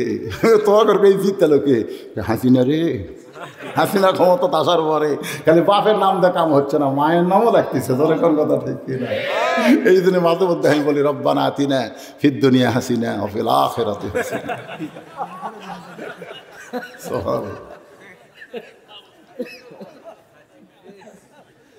আমি যখন বিয়ে করছি তখনই হাসিনা আসলো না ভাই, তখন খেলে আর বাপের নাম দিছে, মায়ের কথায় করে মুরব্বীরা কথা কন না কেন? আপনি খালি বাপের নাম, খালি বাপের নাম না, আমার হাতে বাপের নাম, আমার স্বামীর নাম নাই। একটু মনোযোগ দিয়ে শোনেন, হুসাইন কিন্তু বাপের কথা কয় নাই, বলছে কার কথা? আমার মাকে তুমি জানো আমি কোন মায়ের সন্তান? সঙ্গে সঙ্গে মেয়েটা পর্দার ওপর থেকে বলতে, হুসাইন আপনার মাকে আমি চিনি। যেই কইছে চিনি, ওমর জিব্বাত কামড় খাইছে। আপনারা তো সুবহানাল্লাহ করেন, ওমর ফারুক জিব্বাত, হযরত আলীর চোখ দিয়ে দর দর করে পানি পড়তেছে। উমর জিব্বাত কামড় খাওয়ার কারণ হলো 1 নম্বরই আউট। প্রশ্ন করলো আমার মাকে জানো? তুমি বলবা তোমার মা হলো রাসূলের মেয়ে, তোমার মা হলো হযরত আলীর বিবি, তোমার মা হলো খাতুনে জান্নাত, এইগুলো উত্তরে বলবে, কিন্তু বলতেছে আমি চিনি। ফাতেমা কি পাড়া বেড়ানি নাকি? এই গ্রামের যে পুরুষের বউকে গ্রামের লোক সবাই চেনে, ওই পুরুষ কোনদিন জান্নাতে যাওয়ার পারবে না। আপনার বউ যদি গ্রামের লোক সবাই চিনে, এটা উমুকের বউ, এটা উমুকের বউ, বুঝবেন আপনি জান্নাতে যাবার। আপনি কি গোটা পাড়ার লোকের জন্য বিয়ে করছেন না আপনার জন্য করছেন? এ কথা কর না কেন, কথা কর না কেন? হযরত আলীর চোখ দিয়ে দর দর করে পানি পড়ার কারণ হলো, তুই কেমনে চিনবি মা? আমি স্বামী হয়ে ফাতেমার চিনবার পারি নাই, কারণ সারা জীবন পর্দার মধ্যে ছিল, পর্দার মধ্যেই দুনিয়া থেকে বিদায় নিয়েছে, আবার পর্দার মধ্যেই তাকে দাফন করা হয়েছে। হযরত আলী দাফন করার পর আল্লাহকে বলতেছে, আল্লাহ আমার ফাতেমাকে তুমি কবুল করো। আমি গরিব স্বামী হওয়ার কারণে দুনিয়ার কোনো চাহিদা ফাতেমার পূরণ করতে পারি নাই, মরার পরে তুমি তাকে পর্দার মধ্যে কবুল করো। এই দোয়া করার পরে হযরত আলী তাকায় দেখে সামনে কয়েকটা পুরাতন কবর, এইমাত্র ফাতেমার কবর দিয়েছে, সেই কবরটার নাই। আলী চিৎকার করে বলে, আল্লাহ এখনই ফাতেমার কবর দিলাম, সেই কবরটা গেল কোন জায়গায়? কে যেন বলে, আলী রে ফাতেমা পর্দানিশী, আমি আল্লাহ জোহরা ডিগ্রি দিয়া ফাতেমার কবরটাকেও কিয়ামত পর্যন্ত পর্দা করে দিয়েছি। যেই ফাতেমার কবর পর্যন্ত মানুষ চিনে না, সেই ফাতেমার তুই কেমনে চিনবি মা?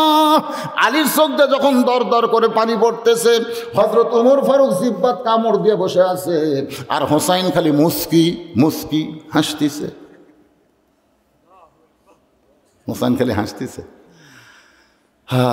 কিছুক্ষণ পরে মেয়েটা বলতেছে, কে গো হোসেন আপনি প্রশ্ন করলেন, আমি উত্তর দিলাম, হলো কি হলো না আপনার 3 বিচারক কিছুই কর না। ওমর ফারুক বলে কেমনে হবে?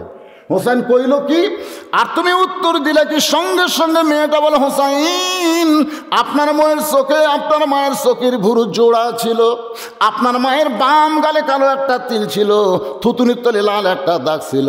সঙ্গে সঙ্গে আলী বলতেছে, মা যা বলছিস মা, আর বলিস না, কারণ 3 জনের মধ্যে একজন পরপুরুষ আছে, পরপুরুষের সামনে আমার ফাতেমাকে আর বলা যাবে না। আপনারা বলেন তো এই পরপুরুষের নাম কি? জোরে কোন? হযরত উমর। হযরত উমর যদি পরপুরুষ হয়, তাহলে মুরিদের বইয়ের জন্য পীর কি পুরুষ? জোরেকান মুরিদের বইয়ের জন্য পীর কি পুরুষ। আজকে অনেক মুরিদ বউকে নিয়ে পীরের দরবারে যায়। আমি তাদের জন্য বলতেছি, ভাই আপনার বউকে পীরের দরবারে নিয়ে যান, আপনি খোঁজলে দেখেন আপনি যেই পীরের হাতে মুরিদ হচ্ছেন ওর বউ ওর হাতে মুরিদ হয়নি। আজকে বাংলাদেশের কোনো পীরের বউ স্বামীর হাতে মুরিদ হয়নি। জিজ্ঞাসা করা হয় তোমার স্বামীর হাতে মুরিদ হবে না, 1 নম্বর লুচ্চা। ওই মাঝে মধ্যে মুরিদের বইয়ের দিকে চোখ মারে, ওই শালার হাতে কে মুরিদ হবে? শুধু একজনই মুরিদ হচ্ছে, তিনি হলেন মা খাদিজা, আল্লাহর নবীর কাছে। জোরে কোন সুবহানাল্লাহ। সর্বপ্রথম মা খাদিজা নবীকে নবী বলে যখন স্বীকার করলেন, রাসূল বলেন আমি তোমার স্বামী, কেমনে হব নবী? খাদিজা বলে ইয়া রাসূলুল্লাহ, আপনি ভিতরেও যেমন বাড়াও তেমন। সঙ্গে সঙ্গে আল্লাহ তাআলা কোরআনে আয়াত নাজিল করে বলল, ওয়া ইন্নাকা লাআলা খুলুকিন আযীম, লাকাদ কানা লাকুম ফি রাসূলিল্লাহি উসওয়াতুন হাসানাহ। একজনকে শুধু ধরা যাবে, তিনি হলেন আমাদের নবী। জোরে কোন কথা ঠিক কি না? এজন্য আমার সঙ্গে সবাই একটু সুরে সুরে বলবেন, উপায় নাই রে, উপায় নাই রে, উপায় নাই নবী বিনে আল্লাহ পাওয়ার উপায় নাই। আলী বলতেছেন, মা চোখের ভুরু জোড়া তুমি কেমনে বললে?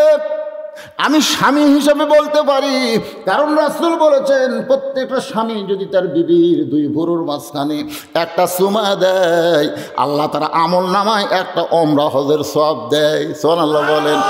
এটা আপনার বইয়ের এই জায়গা, জোরে কোন জায়গা?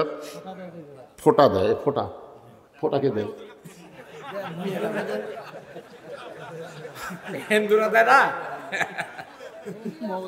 না, মুসলমানের কোনো ফোঁটা চলবে না। কথা বুঝলেন আমার? ভুর আমি দেখাচ্ছি তো, এই জায়গা আপনি খুলে একটা চুমা খাবেন, আল্লাহ এত খুশি হবে। হুন্না লিবাসুল্লাকুম ও আনতুম লিবাসুল্লাহ হুন্না আয়াতের ওসিলায় আপনার আমল নামায় একটা ওমরা হজের সওয়াব দিবে। মেয়েরা বলতেছে এইবার কেবল ওয়াজ সারতেছে রে,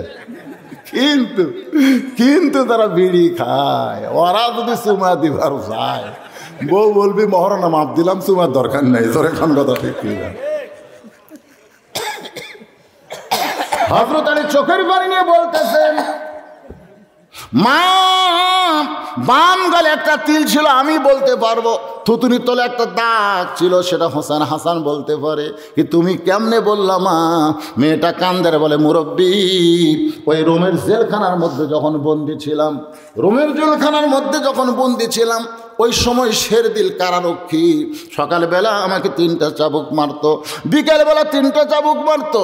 এই চাবুক মারতে মারতে আমি অস্থির হয়ে অত্যাচারে অতিষ্ঠ হয়ে একদিন আল্লাহকে বললাম, আল্লাহ তুমি আছো আসমানে আর নবী আছে মদিনায়, এই রোমের জেলখানায় আমাকে দেখার মতন কেউ নাই।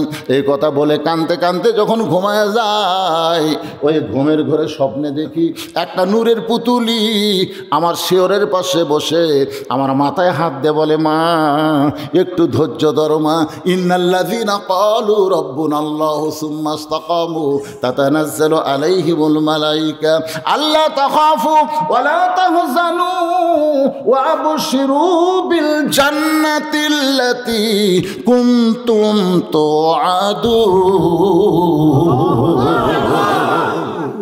মেয়েটা কান্দার বলে, হোসাইন রে, আমি ওই লোকটার দিকে মায়েটার দিকে তাকাই বললাম, মা আপনি জান্নাতের হুরি না বেহেশতের পরি?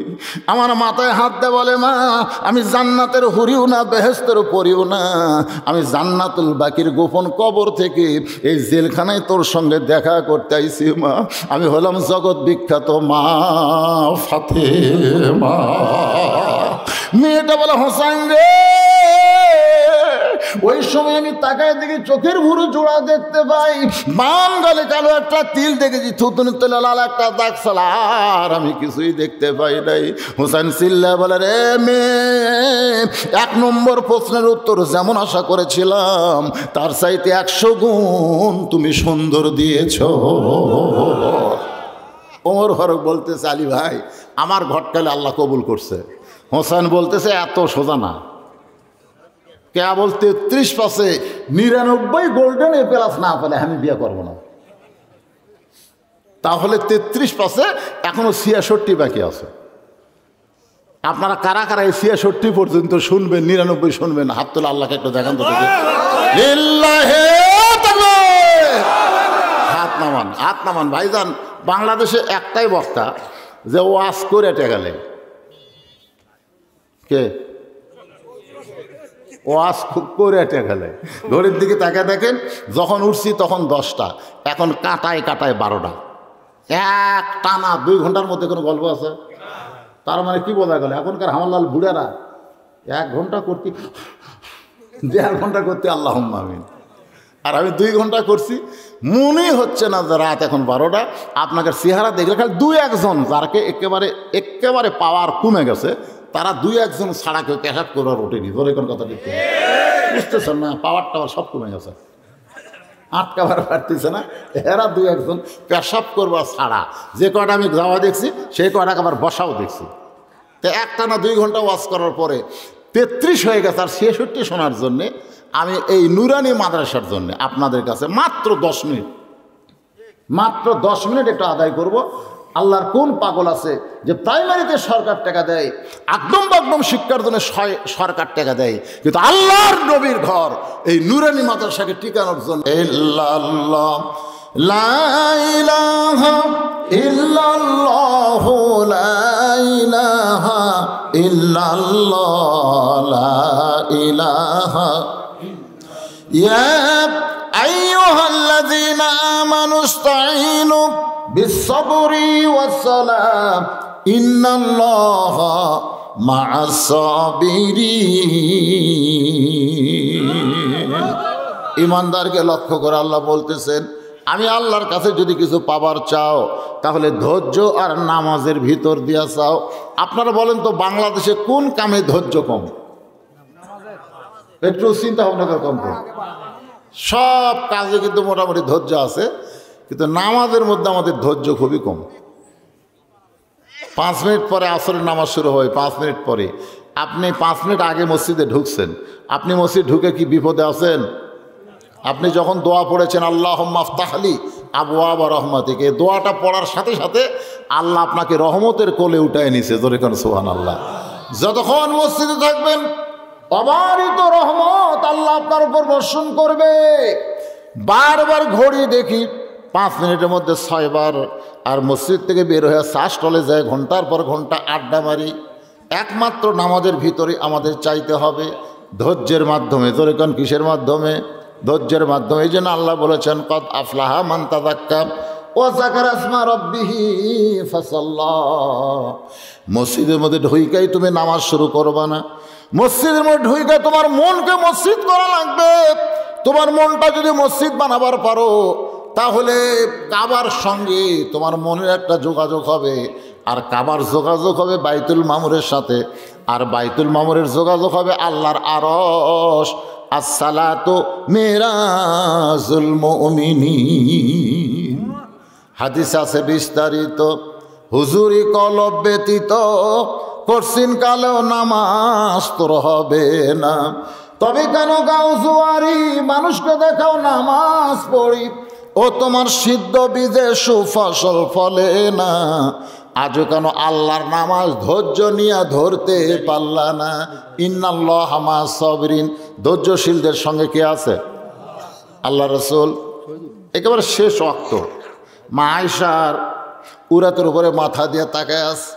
যে জায়গায় দাঁড়িয়ে আল্লাহর নবী নামাজ পড়ান, ওই জায়গায় হযরত আবু বকর অনেকক্ষণ পর্যন্ত সাহাবীরা চেষ্টা করলো, দেখাশোনা করলো, নবী হয়তো এসে ইমামতি করবেন, কিন্তু নবী আমার এত বেশি অসুস্থ হয়ে গেছে, যার কারণে নবী ইমামতির জায়গায় যেতে পারলেন না। নবীর নির্দেশে আবু বকর রাদিয়াল্লাহু ইমামতিতে নামাজ শুরু হয়ে গেল। মাইশার উরাতের উপর থেকে নবী নামাজের দৃশ্য দেখতেছে, আর চোখ দিয়ে দর দর করে পানি পড়তেছে। আয়েশা বলে, রাসূলুল্লাহ, এমন করে আপনি কান্দেন, আপনার কান্না আমি সহ্য করতে পারি না। নবী বলেন, আয়েশা রে, এ কান্না দুঃখের কান্না নয়, এই কান্না হলো আমার আনন্দের কান্না। আমি এই নামাজকে কায়েম করার জন্যে আমি তায়েফের ময়দানে রক্তাক্ত হয়েছি। এই নামাজকে কায়েম করার জন্যে উহুদের ময়দানে দান্দার শহীদ করেছি। আবার আজকে দেখতেছি আমার সামনে জামাতবদ্ধ হয়ে নামাজ পড়ে। এই দৃশ্য দেখে আমার কলিজা ভরে গেছে। আয়সা রে, এই দুনিয়া থেকে বিদায় নেওয়ার পরে বান্দা বান্দি যখন কবরে যাবে, ওই কবরে যাওয়ার পরে প্রথম প্রশ্ন করা হবে মান রব্বুকা, তোমার রবকে। নবী বলেন আয়সা রে, যে ব্যক্তি নামাজ নিয়ে কবরে গেছে ওই ব্যক্তি রবের উত্তর দেওয়া লাগবে না, ওই ব্যক্তির পক্ষ থেকে আল্লাহর নামাজ দাঁড়িয়ে যাবে। নামাজ দাঁড়িয়ে বলবে এই মুনকির নাকির, কাকে রব সম্পর্কে প্রশ্ন করতেছিস? মুনকির নাকির বলবে যে কবরে শুয়ে আছে তারে। নামাজ বলবে কেবল একটু ঘুম দিল, দুনিয়ার জীবনে ঘুম হয়নি রে। আর দুনিয়া সিজনুল মুমিনিন, দুনিয়া হলো মুমিনদের জন্য জেলখানা, দুনিয়াতে শান্তি পায়নি, কবরে কেবল একটু ঘুম দিল। আর তোরা এসে প্রশ্ন শুরু করলো। এই মুনকির নাকির বলতো, এই লোকটা কত ওয়াক্ত নামাজ পড়ছে? মুনকির নাকির কয় কে ভাই আমরা কি জানি? এই লোকটা কয় রাকাত নামাজ পড়ছে? হায় সর্বনাশ, ওয়াক্তই জানি না, তার রাকাত জানি? মুনকির নামাজ বলতেছে বল মুনকির নাকির, এই লোকটা যখন মসজিদের মধ্যে ঢুকছে, ঢোকার পরেই নিয়ত করার পরে সূরা ফাতিহা বলার সময় কি বলছে? বলছে আলহামদুলিল্লাহি রব্বিল আলামিন। রুকুত যা বলছে সুবহান রব্বিয়াল আযীম, সেজদায় গিয়ে বলছে সুবহান রব্বিয়াল আলা। যে লোকটা দুনিয়াতে এতবার রব রব করে আসে কেবল কবরত ঘুমেছে রে, আর তোর আবার রব সম্পর্কে প্রশ্ন করতেছিস? তোর কি লজ্জা নেই? এতবার রব রব করেই কেবল কবরত আছে, আবার মান রব্বুকা। মুনকির নাকির কয় তোমার বান্দাকে মান রব্বুকা প্রশ্ন করার সাথে সাথে নামাজ যে খেপা খেপছে। আল্লাহ কয় যে নামাজ না কবরে আছে, যে নামাজ না কবরে আছে তার রবের উত্তর হয়ে গেছে। আর 1 নম্বর উত্তর যারা দিবার পারবে, বাকি 2টা উত্তর আল্লাহ তার জন্য সহজ করে দেবে। জোরে করে সুবহানাল্লাহ। এখন এই হিসাবে বলেন কারা কারা মাগরিব এশার নামাজ পড়েননি? ও আর শুনতেছেন? হাত তোলা দরকার নাই, হাত তোলা দরকার নাই। সবচাইতে বড় আদালত হলো আপনাদের বিবেক। আপনাদের বিবেকের আদালত আমি বিচার দিলাম, ফজরের আগে যদি আপনারা মারা যান, দুনিয়ার কত মওলানা জানাজা করলে আপনি জান্নাতে যাবেন। যে নামাজ নিয়ে আলোচনা শুরু করছিলাম সে নামাজের কথাই বলতেছি। লা সালাত আলা ইমানা, যার নামাজ নেই তার ইমান নেই। বাইনাল আবদি অল কুফরি তরকুস সালাত, বান্দার কাফের মধ্যে পৃথক করা জিনিসটার নামই হলো নামাজ। মাগরিব এশার নামাজ আমরা না হয় অনেকে শয়তানের তালক পড়িনি, কিন্তু ফজরের নামাজ কারা কারা পড়বেন না? ফজরের নামাজ কারা কারা পড়বেন না একটু হাত তোলেন তো দেখি। যারা যারা পড়বি না, যারা পড়বি না তারা।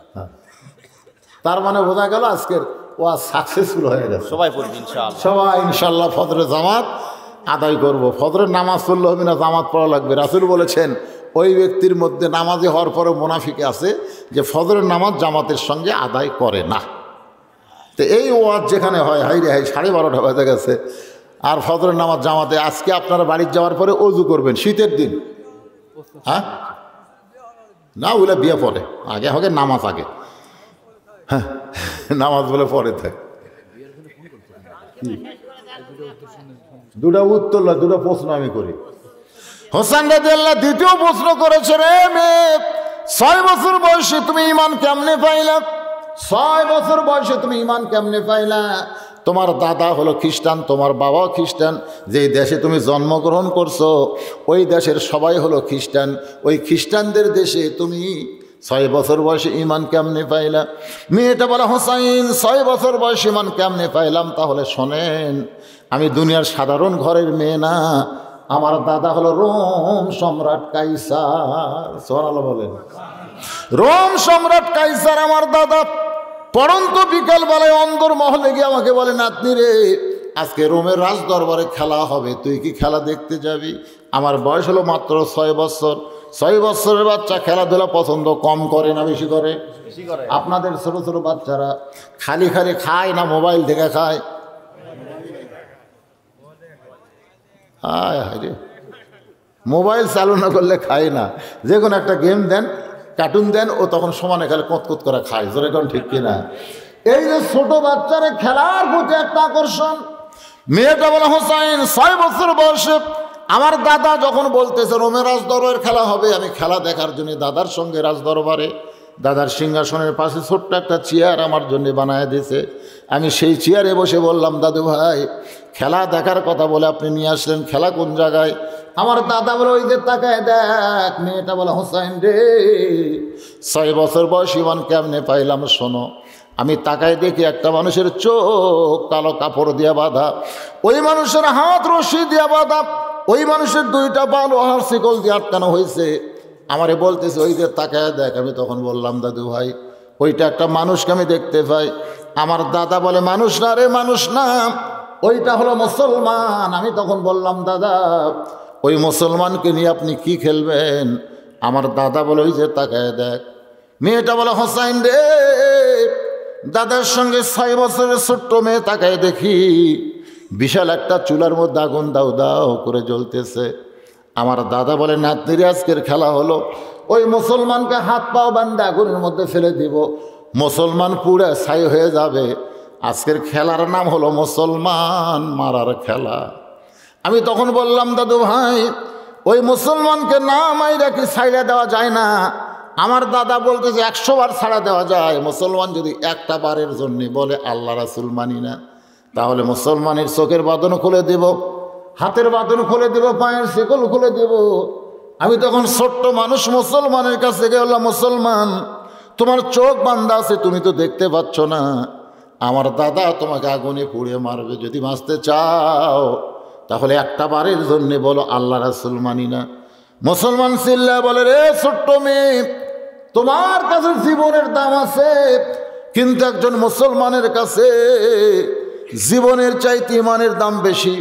দরকার হলে আগুনে পুড়ে ছাই হব, এক মুহূর্তের জন্য আল্লাহ রাসূল ছাড়ব না। দরকার হলে জীবন দিব, কিন্তু বাতিলের সঙ্গে আপোষ করব। সত্যি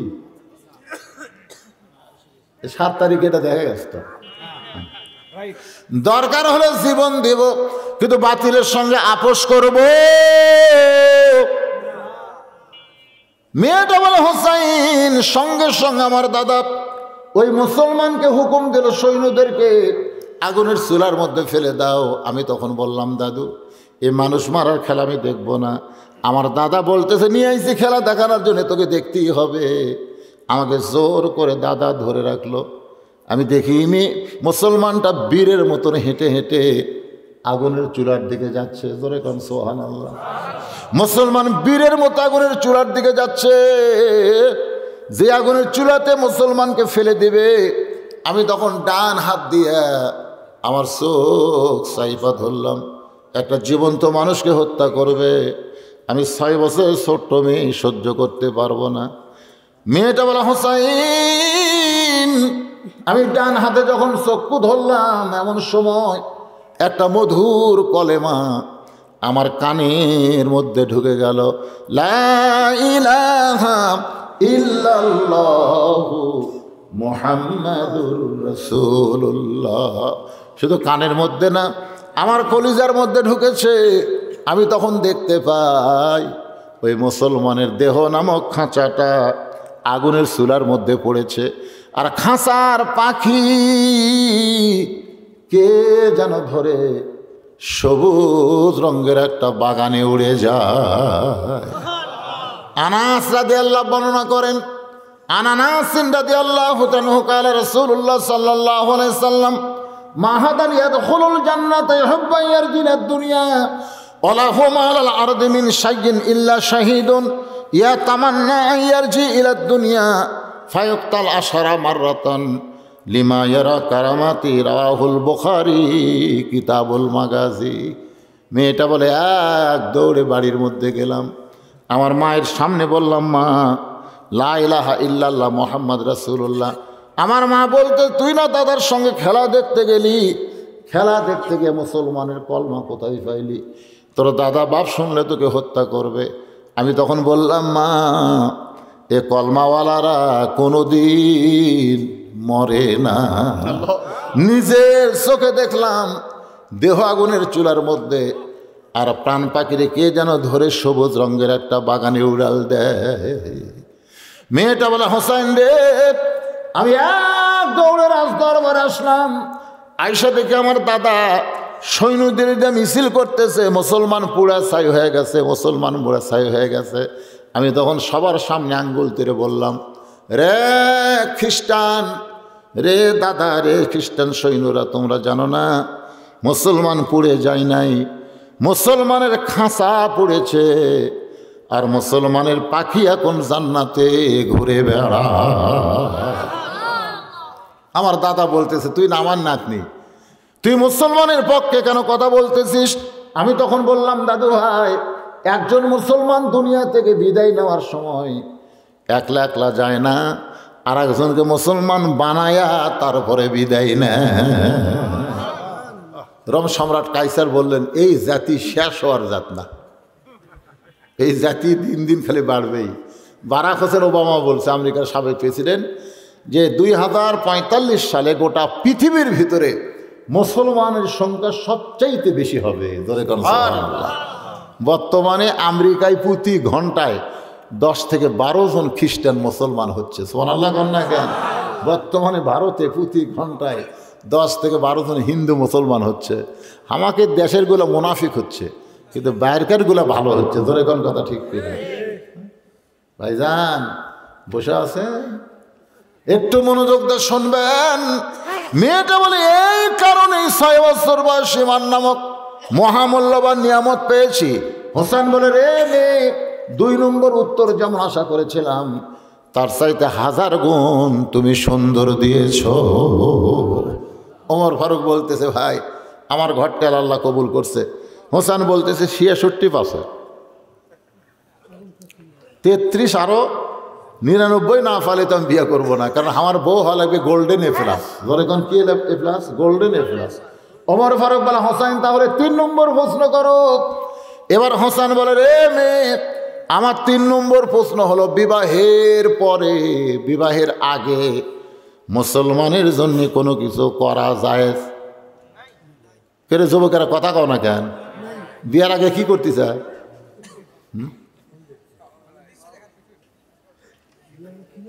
শোনেন, জান্নাতি যুবকদের সর্দার হোসেন যদি আপনাকে সিগনেচার না দেয়, আপনি জান্নাতের মধ্যে ঢুকতে পারবেন না। আপনি কি মনে করছেন হোসেন কি জান্নাতি যুবকদের সর্দার? রে সেই সর্দার কি বলতেছে, বিবাহের পরে আমার সঙ্গী তোমার থাকতে হবে। মেয়েটা ফোঁপায় ফোঁপায় কান্দে। ওমর ফারুক বলে, মা 2টা কঠিন প্রশ্নের উত্তর দিয়ে দিলা, এ সহজ প্রশ্নের উত্তর কেন দিতে পারো না? মেয়েটা বলে, আমির আল মুমিনিন, যদি আমি বলি বিয়ের পর আপনার সঙ্গেই থাকবো, এ সস্তা কথা হোসাইন মানবে না। তাহলে কঠিন কথা কি? মেয়েটা বলে, হোসেন রে, আয়ুব নবী একজন নবী ছিল, ওই নবী একদিন বাদশা ছিল, ওই নবীর একদিন অনেকগুলো বিবি ছিল, বাড়ি গাড়ি সব ছিল, চাকর নকর সবই ছিল। আয়ুব নবী যখন অসুস্থ হয়ে গেল, আস্তে আস্তে আল্লাহ তার কাছ থেকে বাদশাহী কেড়ে নিল। আস্তে আস্তে তার চাকর নকর সব চলে গেল। দেহের মধ্যে যখন পছন্দ ধরলো, পোকা হলো, তখন লোকালয় থেকে আয়ুব নবীকে জঙ্গলের মধ্যে ফেলে দিল। তখন বউগুলা যারা সবাই একে একে চলে গেল। আয়ুব নবীর সঙ্গে তখন কেউ নেই, কিন্তু একটা বউ তখন আয়ুব নবীর সঙ্গে ছিল। সে বউটার নাম হলো রহিমা। হোসাইন, বিবাহের পরে সুখে দুঃখে আপনি যে অবস্থায় থাকেন না কেন, এমনকি কারবালার ময়দানে গেলে সবাই টুকরা টুকরা আপনাকে করবে, তখন আপনাকে আমি ছেড়ে যাব না। হযরত আলী কান্দে, ওমর কান্দে, হোসেন বলতেছে আমার আপত্তি নাই, এমন একটা মেয়েকে আমার জীবন সঙ্গিনী হিসাবে গ্রহণ করতে চাই। ভাবিয়া করিও কাজ, করিয়া ভাবিও না। যারা আমরা বিয়ে করছি ভাই, এখন প্রস্থান ছাড়া আমাদের বুদ্ধি নাই। আর যারা এখনো করে নাই, চিন্তা ভাবনা করার দরকার আছে না নাই? যেরকম আছে না নাই? বউ আপনার জান্নাতি বউ আপনাকে জাহান্নামে নিয়ে যাবে। চিন্তা করেন সেই বউটাকে কেমনে রাখবেন। আজকে নামাজ এবং এই পর্দা নিয়ে আপনাদের সামনে দীর্ঘ সময় আলোচনা করলাম। এটা আজকে বলতে চাচ্ছিলাম না, মুরব্বির কারণে আমি বললাম। এখন সবাই দোয়া করে আল্লাহুম্মা আমিন। আল্লাহুম্মা আনতাস সালাম অমিনকাস সালাম তাবারাকতা ইয়া জাল জালালি ওয়াল ইকরাম। টপ টপ করে নিয়র পড়তেছে। আরে এখানে যে হারে পড়তেছে আপনাদের ওখানেও তো সেই হারেই পড়তেছে। আল্লাহ এই শীতের ভিতরে টপ টপ করে নিয়র পড়ার পরেও তোমার যে সকল বান্দারা আজকের জান্নাতের বাগান ছাড়ল না, আল্লাহ মেহেরবানি করে সবাইকে জান্নাতি কবুল করে নাও। আল্লাহ শুরু থেকে শেষ পর্যন্ত যতটুকু আলোচনা হয়েছে এর মধ্যে যদি ত্রুটি হয়, ভুল হয়, মাফ করে দাও। এর যা হাদিয়া মঞ্জুর করো। সোনার মদিনায় নবী পাকের রওজা মুবারকে আল্লাহ কবুল করে নাও। তামাম আম্বিয়ায়ে কেরাম, আসহাবে কেরাম, তাবিনী কেরাম, তাবিনী কেরাম, তামাম পৃথিবীর মাটির নিচে যত মুমিন মুমিনা শুয়ে আছে আল্লাহ সকলের পরে হাদিয়া কবুল করো। আল্লাহ আমরা যারা হাত তুলেছি আমাদের জনম দুঃখনী মা, ছোট্ট একটা শব্দ মা, এই মা যাদের কবরে গেছে আল্লাহ মেহেরবানি করে মায়ের কবরকে জান্নাতে টুকরা বানায় দাও। বাবার বাড়ি ঘর সবই আছে, আমরা যারা বাবা হারে এতিম হয়ে গেছি আল্লাহ বাবার কবরকে জান্নাতে টুকরা বানাও। আল্লাহ এই মাদ্রাসাকে কিয়ামত পর্যন্ত কবুল করো। এ মাদ্রাসায় নগদে বাকিতে আজকে যারা দান করেছে সকলের দানগুলোকে জান্নাতের বিনিময় হিসাবে কবুল করে নাও। আল্লাহ মাদ্রাসার সভাপতি, মাদ্রাসার সহসভাপতি, মাদ্রাসার সেক্রেটারি, মাদ্রাসার ক্যাশিয়ার, আজকের মাহফিলের সভাপতি, সহসভাপতি, আল্লাহ মাদ্রাসার দাতা সদস্য, আল্লাহ সকলকেই জান্নাতি কবুল করে নাও। পর্দার অন্তরালের মা বোনেরা আবিদা সালিহা পদ্মানিসি কবুল করে মা ফাতেমার চরিত্র দান করো। আল্লাহ অসুস্থ আমি সহ যারা অসুস্থ হাত তুলেছে সুস্থতার নিয়ামত দান করে দাও। আয় আল্লাহ তাআলা কষ্ট করে মেহনত করে আজকে যারা জান্নাতের বাগান লাগাইছে মোনাজাতের সঙ্গে সঙ্গে বাগান ভেঙে যাবে, একটা বছর পর আবার জান্নাতের বাগান লাগবে, আমরা জীবিত থাকবো সেই গ্যারান্টি আমাদের নাই। হতে পারে আজকে জীবনের শেষ মোনাজাত, হতে পারে আজকের মাহফিল আমাদের জীবনের শেষ মাহফিল। আল্লাহ মেহেরবানি করে আমাদের সকলকে মাফ করে দাও। অনেকে দোয়া চেয়েছে আল্লাহ, যারা যে নিয়তে দোয়া চেয়েছে হাত তুলেছে আল্লাহ সকলের নেক আশাকে তুমি কবুল করো। আল্লাহ গোটা বিশ্বের মুসলমানকে হেফাজত করো, ফিলিস্তিনের মুসলমানকে বিজয় দাও, পৃথিবীর মানচিত্র থেকে ইহুদিকে ধ্বংস করে দাও। আল্লাহ আল্লাহ আল্লাহ আমাদেরকে মাফ করে দাও, বাংলাদেশের প্রতি রহমত বরকতের দরজা খুলে দাও। আল্লাহ ইরির ধান লাগাচ্ছি, ইরির ধান থেকে যারা দান করেছে আল্লাহ তাদের আবাদের প্রতি রহমত বরকত দিও, গজব থেকে আজাব থেকে করো। আয় আল্লাহ আমি গুনাহগার বলে দোয়া ফিরাই দিও না। আল্লাহ যার দুই কানা পছন্দ করো সেই দুই হাতের ওসিলায় আমাদের মোনাজাতকে কবুল করে মৃত্যুর সময় আমাদের জবানে জারি করে দিও লা ইলাহা ইল্লাল্লাহু মুহাম্মাদুর রাসূলুল্লাহ সাল্লাল্লাহু আলাইহি ওয়াসাল্লাম।